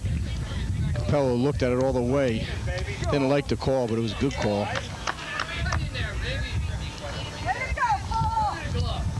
Mark, you can read it now. 3 players homered in 7 consecutive games. 7. Can you name 2 of the 3? I don't know if I can name 1 of the 3. As Eric Enders takes the first pitch for a strike, the junior designated hitter is, or for a ball, excuse me, the designated hitter is over 2. See, you got me thinking of that trivia question now. I'm tongue-tied. Pop up to left field. Here's another one. Kemps. And a great catch by Shahovitz that time. And look at this good pitch. If we can get a look down the left field line now around third base, Jerry Lacknick, the home plate umpire, all the way out there to make the call. The ball left the bat. You see Jerry Lacknick from home plate. Great hustle. Chris Carpenter doesn't like it, but Lacknick all the way out, got a look at it. Bill Stewart watching the runner, see if he tugged the base. Lacknick's telling him, I had the play. I saw it all the way. But again, one of those pop-ups, Mark, and adventure was an easier play for Kemp's coming in. That's what I thought originally, and then Shahovitz out of nowhere was diving there. And Chris Carpenter does not like the proceedings here. But anyway, that is the second out. Well, Shahovitz called for it. The ball went further. Once the outfielder calls him off, he's got to get out of the way. Also, let the left fielder know. Go ahead, take it, Sean, take it. Now Ryan Shear with 2 outs here for the Silver Knights. That's low for a ball. Sterling 12, Haddonfield 7 in what has been an entertaining and an offensive-minded Colonial Conference tilt here today. Not really surprising when these two teams meet as they tried to bust them inside for a ball. You know, these two teams opened the season last year in another offensive slugfest. Sterling beating Haddonfield 15-12 as counts now 3-0. And then the Silver Knights came back and beat the Bulldogs 10-7. That was a game that Bob and I did right here on Garden State Cable. Right down the middle for strike one. 3-1 the count to Ryan Shear.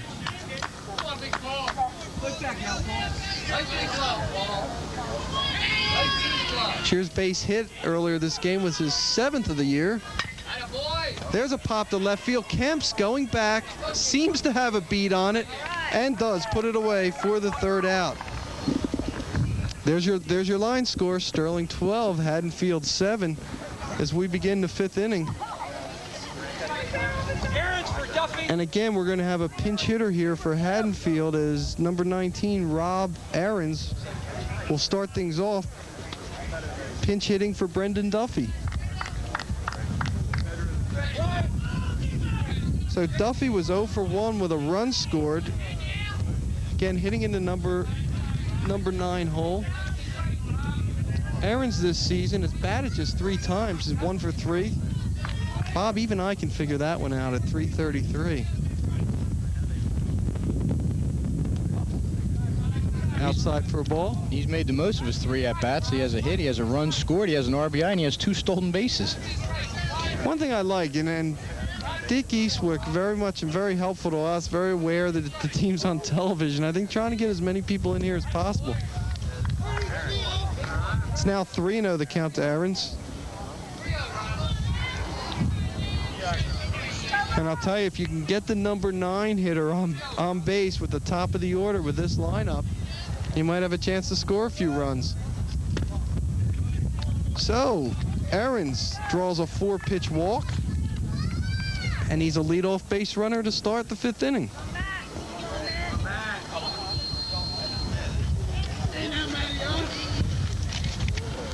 So that'll bring up Matt Rybecki, who's had an outstanding day today. Matt is 3 for 3 with an RBI double, 2 singles, and a run scored.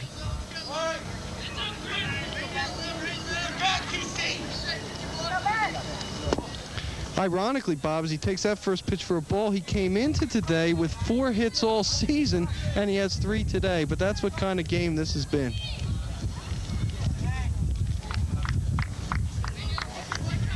Lou Castellanos has gone all the way for Sterling on the mound. He pops that up. Shear giving chase, and he makes the catch that time. So Ryan Shear stayed with it as the ball once again tailed off for the 1st out. Well, that was a great play by Shear in right field. He never quit. He extended himself, followed the ball right into the glove, and then in presence of mind to come up and show the ball right away for the out.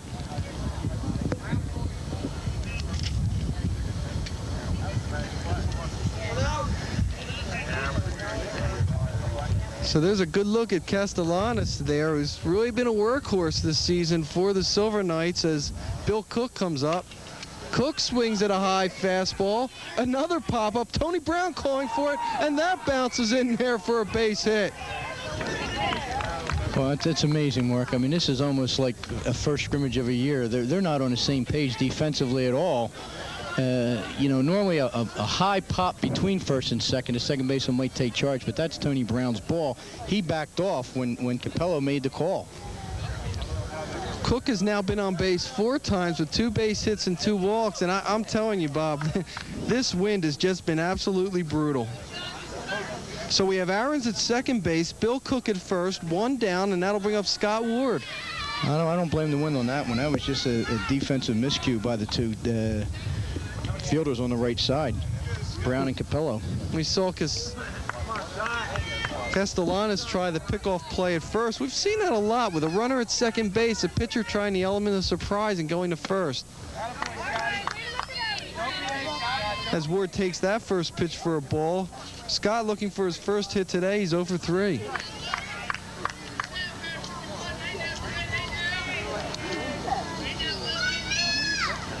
Came into the game hitting .333. He was way ahead of that one. That time it's 1-1.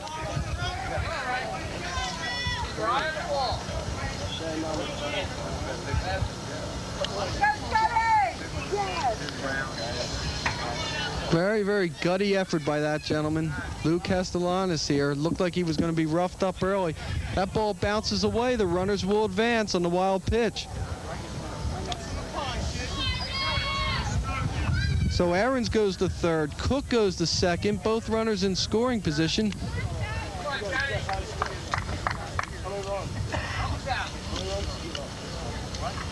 Base hit here. Haddonfield again right back in the ball game. You said it earlier. No lead is safe today.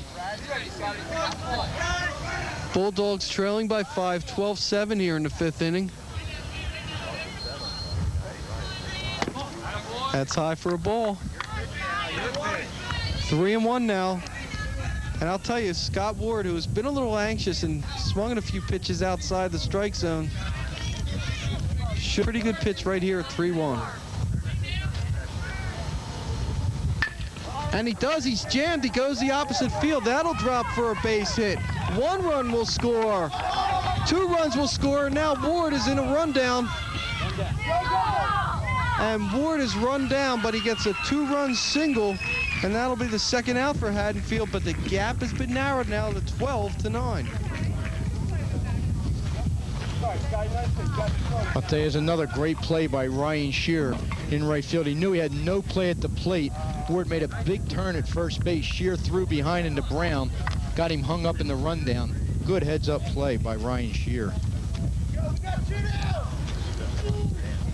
So now Haddonfield within 3.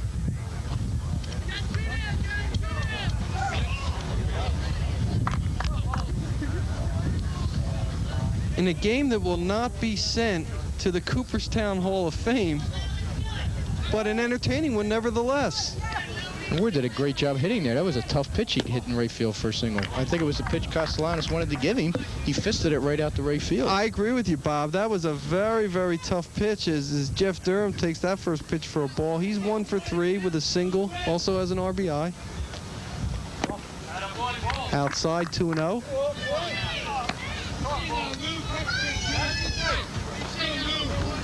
Haddonfield not a team with a lot of power. Ward has 2 home runs, and that's it. Nobody else has put one over the fence. And there's a long drive to center field. Ferrari back, though, and he gets it for the 3rd out. So 2 runs that inning on 2 hits, and nobody left on base. We're in the middle of the 5th inning. The score has been narrowed to 12-9, but the Silver Knights still out in front. We'll lead things off for Sterling. Then it'll be the top of the order, Alex D'Angelo and Paul Kergitis. Paul Morgan in his 2nd inning of work for Haddonfield.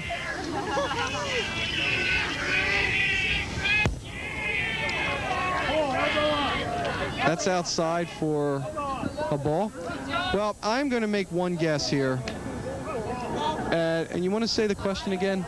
3 players in Major League history have homered in 7 consecutive games. Give me 2 of the 3. I will say Joe Carter.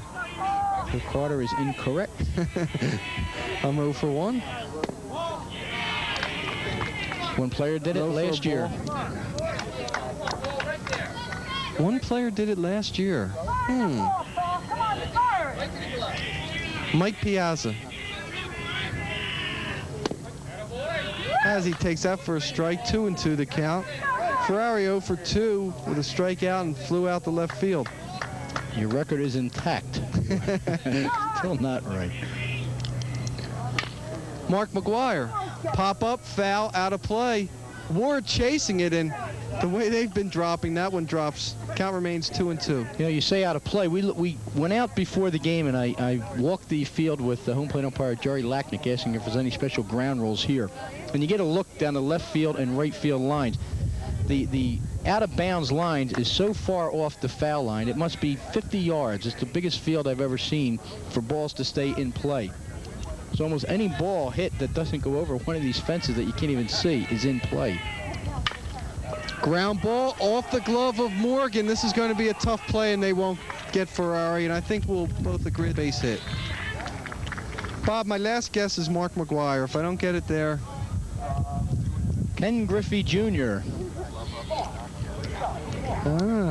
Well, what are the others? Before him was Don Mattingly, and before him was Dale Long. You and I could have been here till next week, and I would not have gotten that. Alex D'Angelo now comes to the plate. He's had a big day, although you could say that about most Sterling hitters. Low for a ball.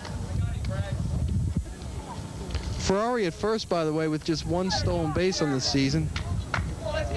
D'Angelo 2 for 3 with 2 RBIs and a run scored.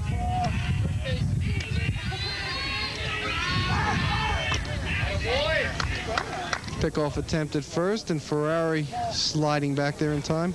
I'm going to have a trivia question as well. And this is an easy one. Yeah. An easy high school trivia question. Start them out easy, and they'll get tougher as the season goes on. That ball gets away from Spence, and going to second base will be Ferrari on the wild pitch. It's not easy a trivia for high school baseball except for you and Bob Vigiano. Well, everyone knows Audubon, state champion, Colonial Conference champion, Diamond Classic champion, South Jersey champion last year. But what is the one title they shared? The Colonial Conference. Who shared the Colonial Conference with Audubon last year? We figure we're in a Colonial venue. We might as well keep it there. As that time, D'Angelo showed sacrifice, pulled back, 2-1 the count. Was that Haddon Township? That is correct. Right there, Billy, right there. Under head coach Frank Trouts. Outside, 3-1. Team that was kind of overlooked advanced to the South Jersey Group 2 semis, met up with that great Delran team, and still had an outstanding season. Pop up, out of play, and that one is out of play. Counts full. Of course, Haddon Township, I think, has one of the real exciting outfielders in South Jersey, in Ryan Preziosi, the young man who's going to the University of Delaware.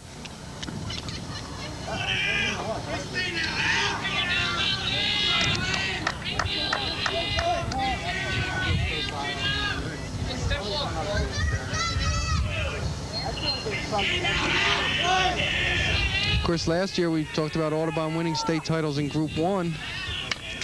As D'Angelo hangs in there, count remains full. This year the Bulldogs are in Group 2, Bob, and that should be interesting. The Green Wave. Or the Green Wave. The Bulldogs are also. Haddonfield, a Group 2 team. Of course, Pennsville's going to be a team, I think, that may have something to say about things before it's all said and done. Ground ball by Ward at third base. Ferrari rounding third. Kemp's throw to the plate. They won't get him, and it's now 13-9 on the RBI single by Alex D'Angelo.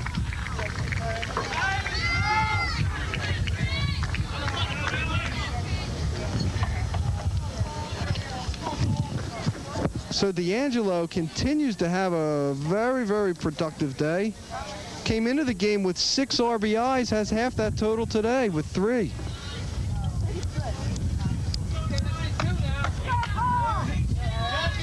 Paul Kurgitis as Morgan goes to first base. D'Angelo back in plenty of time.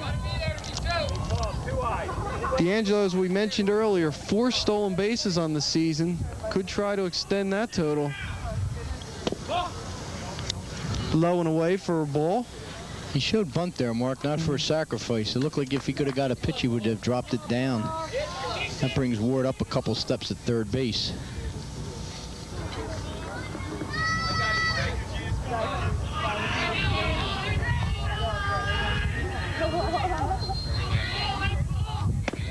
Low, ball 2.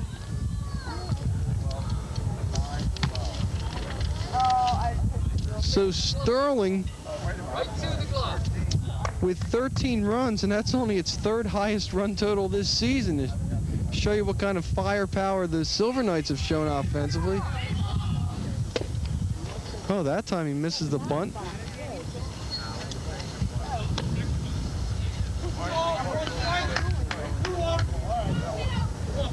Two and 1 to Paul Kurgitis, who is 1 for 2, 2 runs scored, a single, and a walk.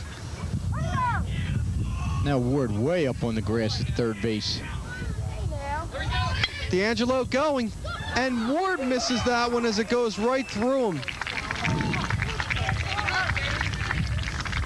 So Sterling with runners at first and second, still nobody out. Here in the bottom of the 5th of a 13-9 game, the Silver Knights leading Haddonfield. Mark, I don't know how Ward didn't catch that ball. He looked right at it. He put his glove up, and the ball somehow just like spun under his glove. I don't know if it had top spin coming off the plate, but he was in perfect to make the play, and he almost didn't get any leather on it. Bob, I always think if you saw that time Ward didn't run up on the ball, he ran back on it, and I always think that infielders that do that are in trouble. Absolutely. You never get back on your heels. Always come towards the ball. So now here comes Dave Vidoro, and more opportunity for Sterling here with already 1 run in, up by 4, 13-9. And Vidoro, who's 2 for 3, 2 runs scored, and an RBI. Vidoro has hit double figures in runs scored as he takes that for a ball. Now has 10 on the season, to go along with 8 runs batted in.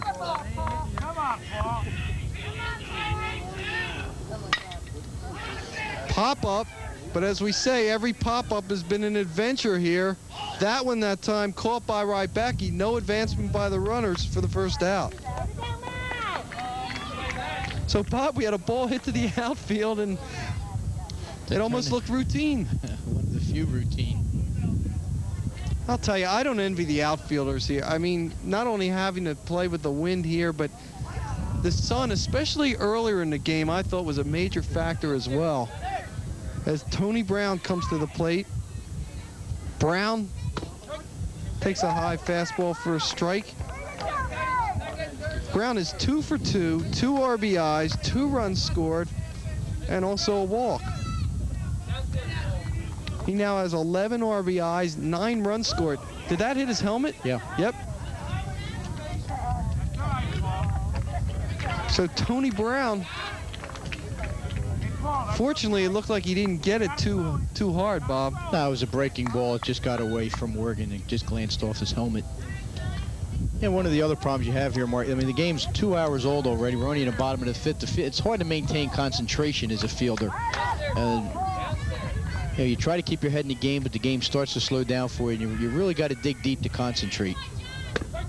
As John Huber takes the first pitch for a strike. Big game for Huber so far. We've been saying that about every Sterling player. 2 for 2, 2 runs scored, 2 RBIs. There's a strike.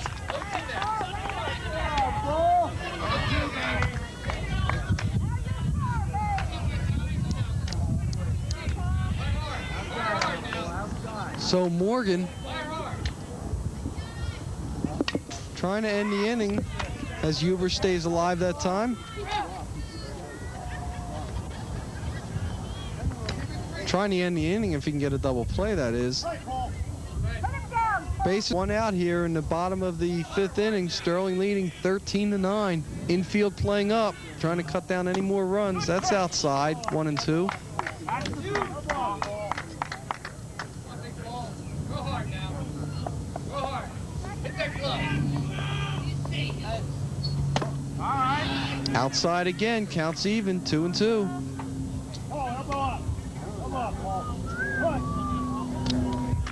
Boy, a lot of the Sterling players will raise their batting averages. As that ball's in center field, Rybacky, though, got a great jump on it. But Sterling will score the 14th run. D'Angelo will on the sacrifice fly by John Huber.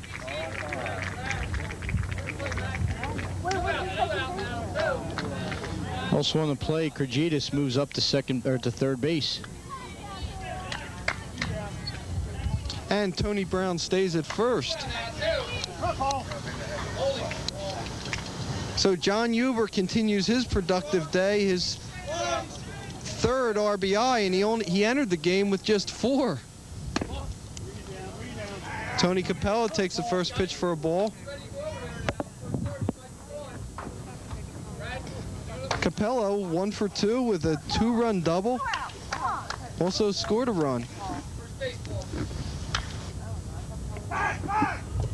They try to go the first.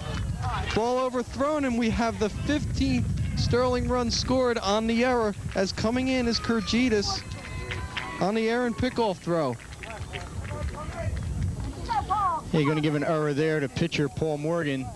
Just not a good play by Morgan. 2 outs. Brown not really a threat to go anywhere. Trying to get the 3rd out here with the batter. He just threw it in the dirt. Durham couldn't handle it. Kurgitis comes in easily to score. So the score is now 15-9. Silver Knights up. That's outside for a ball, 2-0 to Capella.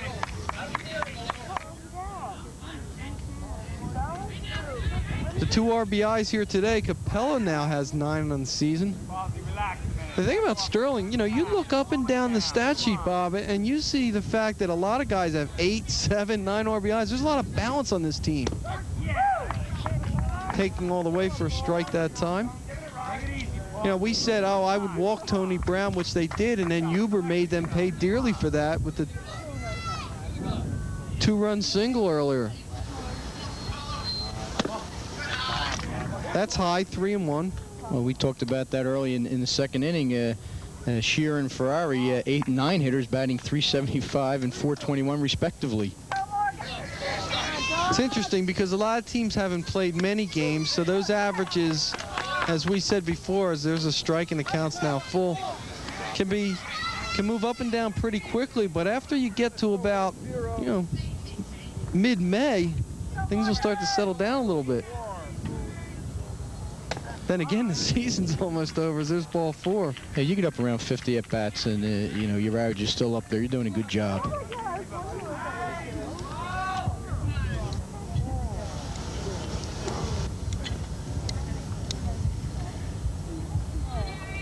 So there's Spence and Morgan, the confab on the mound.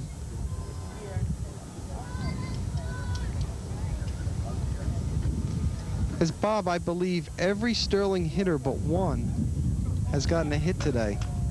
And the one is this gentleman now to the plate, Eric Enders, and you know he'd like to atone for that. Eric 0 for 3. Gets a good cut, and that hit Jerry Lacknick right in the face mask.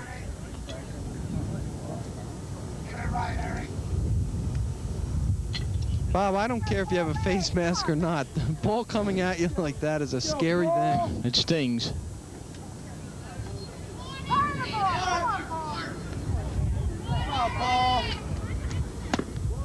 Swings a one out of the strike zone, and Morgan gets ahead of him 0-2. That was a good fastball by Morgan. That ball really snuck up on Enders. Got him up around the eyes where he couldn't get his bat up to get it. Off speed pitch. And again, by Spence that time. Brown will go to third. Bob, what do you give him? A pass ball now? It looked like Spence got to that. Well, what happened was it was a breaking ball. Spence never got out to block the ball. He kind of reached, backhanded the ball, never got his body out there. And that's why they always tell the catchers, I mean, those backhanded stabs look great, but they want you to shift your feet back there. Hit the body. If you don't have to catch the ball, you have to block it and keep it in front of you where you can make the play. That's right, that's right. That's right. That's outside. He got out there well that time. 2-2 to the designated hitter, Eric Enders. It's probably a good thing they're DHing for the pitcher because he's thrown enough pitches. He probably needs a little break. That's low and the count's full.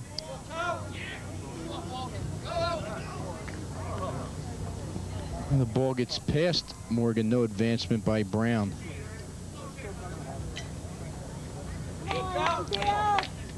So Brown at third, Capello at second.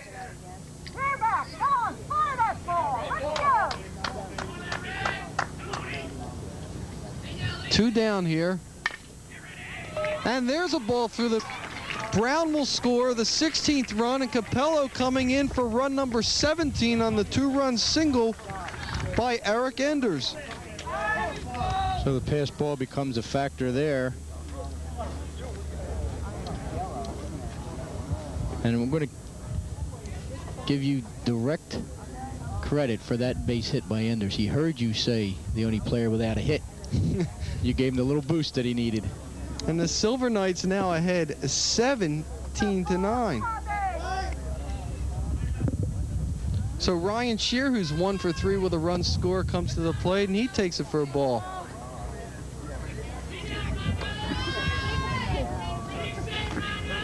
I'd like to take credit for a lot of things, but I can't for somebody getting a hit, Bob. There's a strike, 1-1. Mark Narducci with Bob Marlowe here in a 17-9 ball game. Glad to be bringing you the action here on Garden State Cable. We'll have a number of great baseball and softball games still coming up as that's popped up. Ward making a long chase. Now you see how far he ran for that ball, Mark, and the ball was not out of play. All he did was overrun it by the Sterling bench. But plenty of room. The bench is actually not out of play. You can go into that, since there are no dugouts here, and make the catch. Not the easiest thing to do, though, going to the enemy bench. Try to snare a foul ball. Well, that's a break for Shear on that pop-up. We're not being able to come up with it. And he's called out for a called third strike. But plenty of damage in that inning as 5 more runs were scored. For Sterling, that's Dan Carson on in relief of Lou Castellanos. Castellanos going 5 innings and 3 pitches. Carson coming in with a comfortable, maybe not a comfortable 17-9 lead.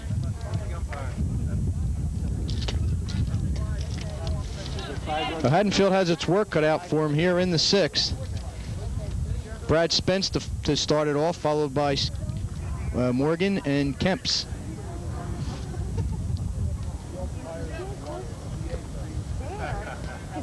Spence 1 for 3, singled in the 4th inning.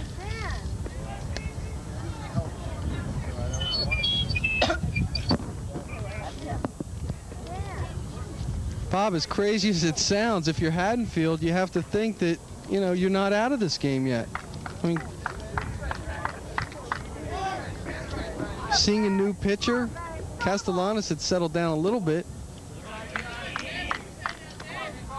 Carson has just 3 1/3 innings pitched. He's given up 8 runs, 4 of them earned. He's had given up 5 hits, has 4 walks and 3 strikeouts. Right side, long run, drifting just foul, and a great effort by Ryan Shear, who has made a number of defensive plays in right field. Went about as far as he could go, extended himself, hit his glove, just could not hang on. Ball in foul territory. Great effort by Shear. See, the thing is, Tony Brown at first base, closer to the ball, but just doesn't run that well. Shear has pretty good speed on there and really closed fast on it that time. That's one of those balls, I mean, all three players, it drops almost in the middle of all three. You wonder how it happens so often, but it does. 1 ball, 1 strike on Brad Spence. And Carson steps off, waits for Shear to get ready.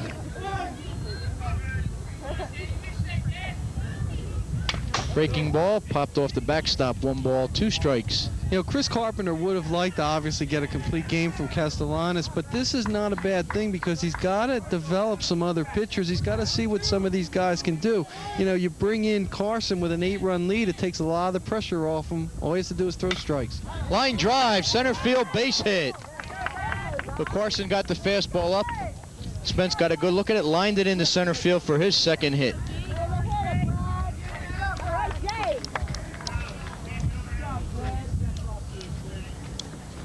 One, coach.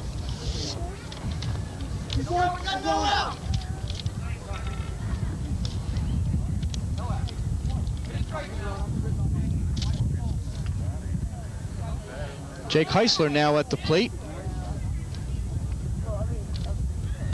Heisler pinch hitting here for Paul Morgan.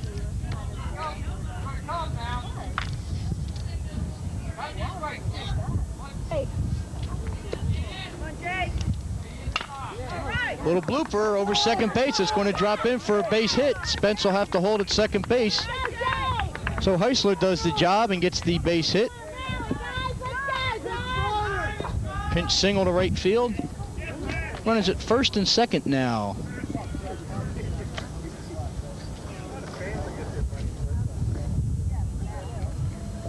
That's a nice job by Heisler. I mean, you've been sitting all day and coming in and being able to get a base hit like that.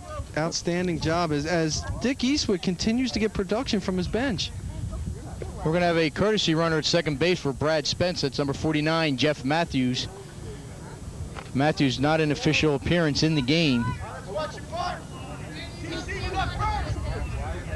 Sean Kemp's at the plate.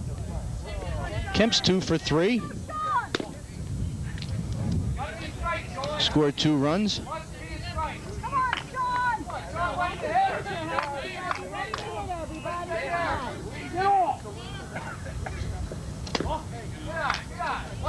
Misses with the fastball. Yeah, we talked about how you can raise your average. Kemp's came into the day at 267. He's now hitting at 333.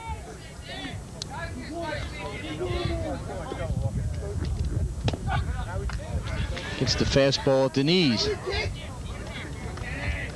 Mark, you mentioned that Chris Carpenter would have liked to gotten a complete game out of Castellanos. He did get a complete game in number of pitches thrown for sure. Just misses there.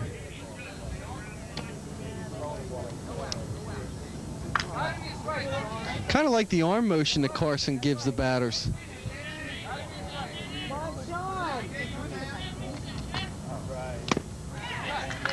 Takes a good cut at the fastball. Foul tip squeezed by Vidoro. Bob, there are a lot of guys today that we've seen swinging at pitches out of the strike zone. Sometimes you can attribute that to the ball movement and everything. It hasn't been that way. They've just been swinging at bad pitches today. Free swinging today. Yeah. I mean, it's obvious by the score that everybody's making contact. But Kemps doesn't make contact there. He goes down swinging. Strikes out for the second time swinging. 1 down here in the 6th.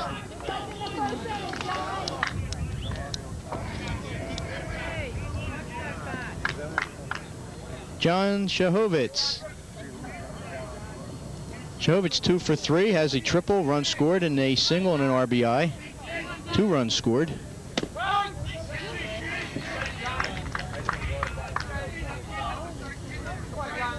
Carson ahead, no 1 ball, no balls and 1 strike. I'm talking about the kids losing concentration. I'm losing my concentration here. Breaking ball up at the letters. Shahovitz doesn't like it, strike 2.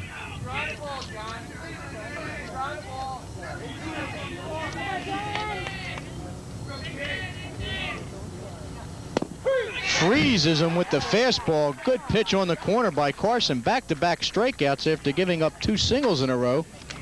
And a good bit of pitch selection that time. You know, Chuck Worley and everybody, Chris Carpenter working with the pitchers there that time.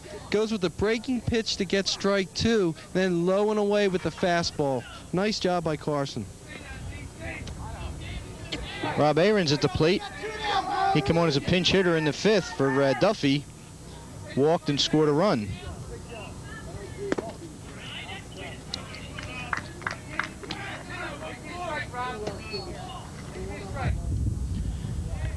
Jeff Matthews at second, courtesy runner for Brad Spence, who singled. Heisler pinch hit single. He's at first base. You know, Carson, as we talked about, has such great arm movement that you would think that, and we saw 2 pitches ago, that he'd be a very good changeup pitcher, because you think it's coming at you with that quick delivery. Foul tip, 2 balls, 1 strike. You know, Chris Carpenter said he's looking for a third pitcher with, as you mentioned, 12 games in 15 days. He's going to need to go about 5 deep. But what he can't afford to do is get into these kind of games over that 15-game span, Mark.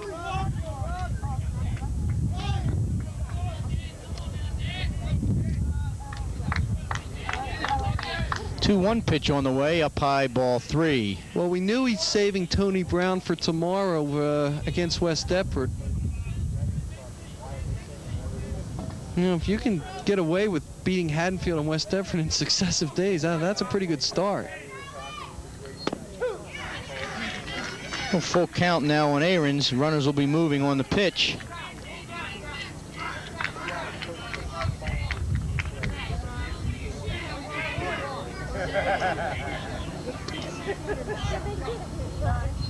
Swing and a miss, strike 3. Carson strikes out the side after giving up back-to-back singles leading off the inning for Haddonfield here in the 6th. No run. They get 2 hits. They leave 2. Outstanding job, Mark, by Dan Carson. Really was. It's back against the wall, and then to strike out the side, and he showed a pretty good repertoire of pitches there, too. Wasn't afraid to start batters off with the breaking ball, but, of course, when he really needed it, he really got a lot of mileage out of his fastball.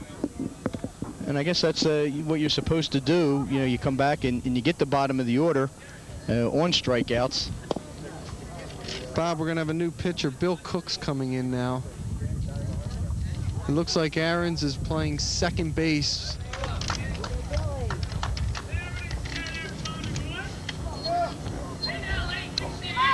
Prince's 4 hits, all singles. Pops it up. And Heisler makes the call and reaches back and squeezes for the first out. I think the wind has actually died down a little bit here as we've gotten later in the game. That ball in the first inning would have probably tailed off toward first base. Top of the order, Alex D'Angelo. D'Angelo, 3 hits on the day, 3 RBIs, 3 runs scored. You know, we talked about Sterling needing to develop some arms. This is very important for Haddonfield as well. You know, Cook came in. That was a nice-looking curveball, by the way. Cook came in today having pitched only 2 innings on the season, and you know they'll go to him more often as these games pile up. Up high with the fastball, 1 ball, 1 strike. Does it surprise you that the JV game is over and this one's still being played? Long drive, deep left field. Kemp's back. Ball's off the fence. Kemp never really got a good look at that ball, Mark. He turned the wrong way on it when he came off the bat. Was never able to untangle his feet. And stand-up double for D'Angelo. So 4 hits on the day, his first extra base hit. One down now, 1.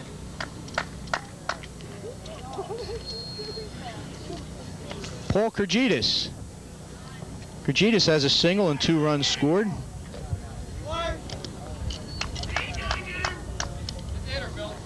Cook out of the stretch. Pop up. Infield. Ward. Fair ball. Out number 2 here in the 6th. 2 out 2 now. Get the hitter, Bill. Dave Vidoro. Vidoro 2 for 3. 2 RBIs.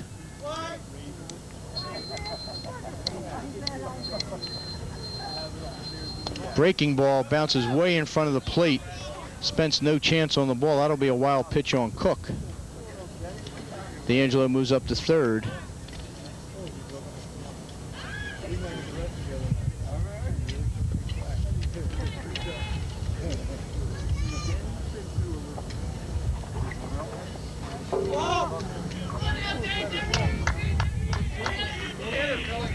One ball, no strikes to Dave Vidaro.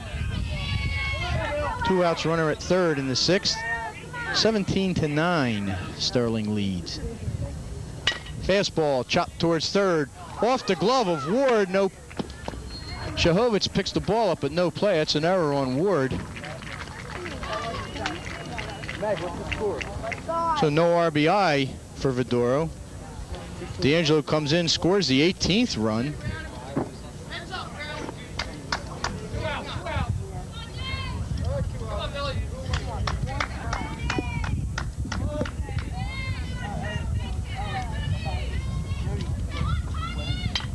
Tony Brown pops one back out of play. Brown 2 for 3 with a walk. Has 2 RBIs and 3 runs scored.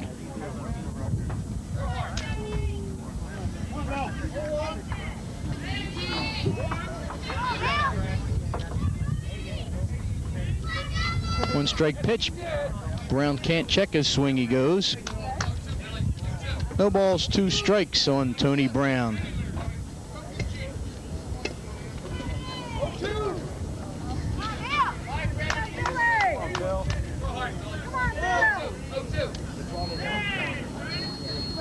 Oh-2 pitch, fastball up too high.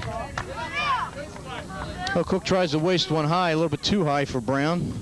Now, we talked about the catchers in South Jersey. How about the first baseman, the 2 in this game, Durham, Brown? Blaine Neal, who is hitting a ton for Bishop Eustace, just really crushing the ball.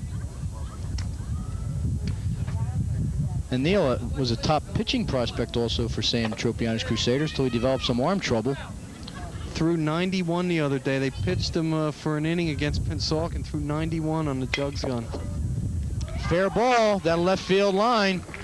Ward couldn't knock it down. Big turn by Vidaro around second. He'll hold. So Ward with his 3rd base hit.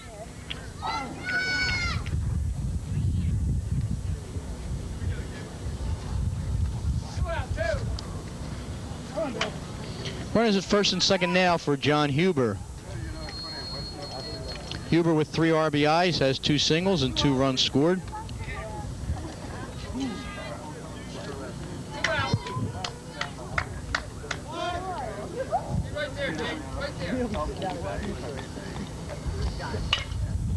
Little blooper behind second base. Heisler going back, can't get to the ball. Here comes Vidaro, he'll score. All the way to third base goes Brown. So Huber fists one down in the short right field for a base hit, and another RBI. That's 4 on the day for him. It's now a 19-9 Sterling lead.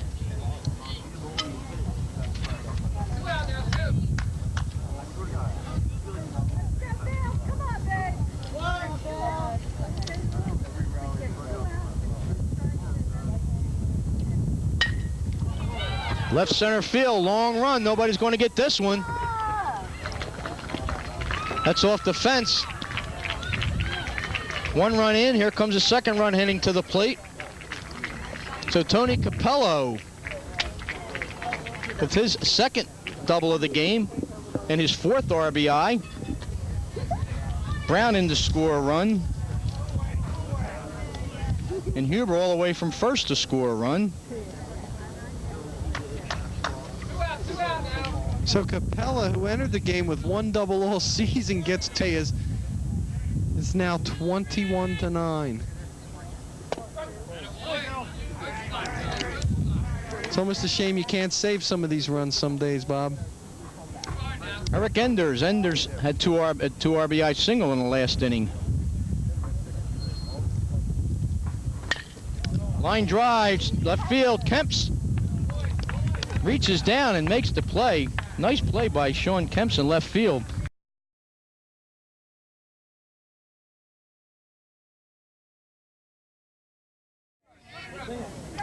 Carson in his second inning of work.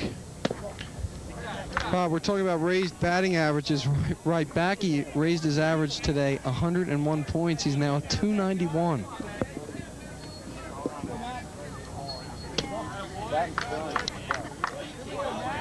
Two balls, no strikes to Rabacki. You knew he wasn't going to stay at under 200 for too long. He's an outstanding player, has very good speed. Chops it foul behind the plate.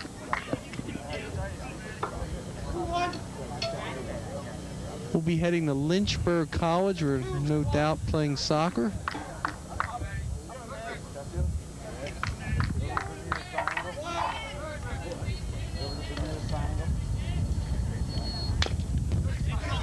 Another foul back. 2 balls, 2 strikes. Bob, we're in a situation now. I don't know if it matters now in the 7th inning, but I think it's tough for the batters to see the ball. The sun's right in their face. Well, it's a very tough sun field now, especially for the first baseman.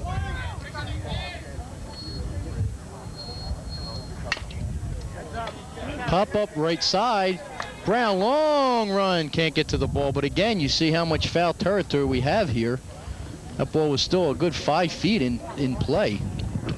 And you also saw, too, that had he taken a better angle at it, he would have had a better chance at it. But again, the wind has just played so many tricks with those pop fly balls, especially toward the right side of the field. 2 ball, 2 strike pitch to Rybacki. Just misses outside for ball 3.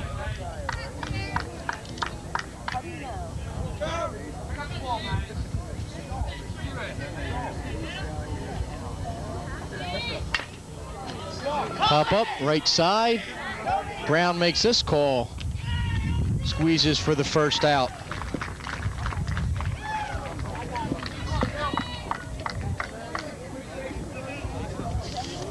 That'll bring up Bill Cook. Cook has a couple of windblown singles, a couple walks, scored 2 runs.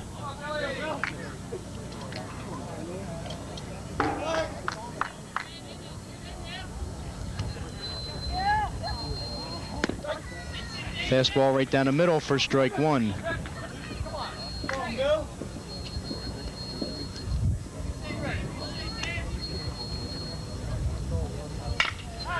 Just reaches out, flips it towards shortstop. D'Angelo over to Brown for out number 2.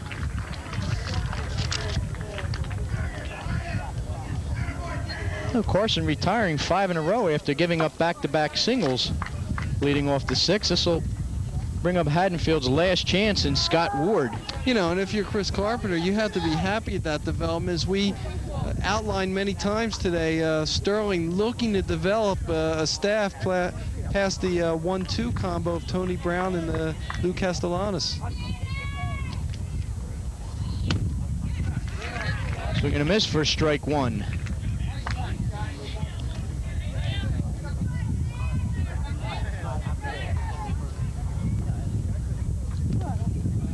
In the dirt, 1 ball, 1 strike.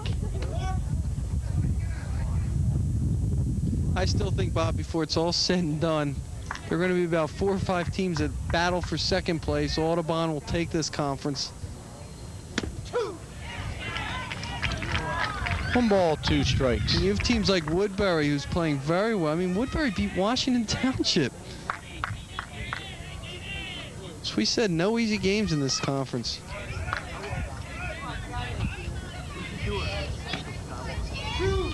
Two balls, 2 strikes. Well, they're the big school, small school theory I don't believe holds in baseball. I think small schools compete very favorably when it comes to baseball. Left side out of play. And we talked about that before in the Audubon Gloucester Catholic game. 2 small schools always at the top in South Jersey for baseball. Defense and pitching keeps you in all the games. 2 balls, 2 strikes to Scott Ward. 2 outs here in the 7th. Fly ball, deep left field. Kyrgitis back. squeezes for the final out. 3 up, 3 down for Haddonfield here in the 7th. It was a long one, but Sterling hangs on for a 21-9 victory.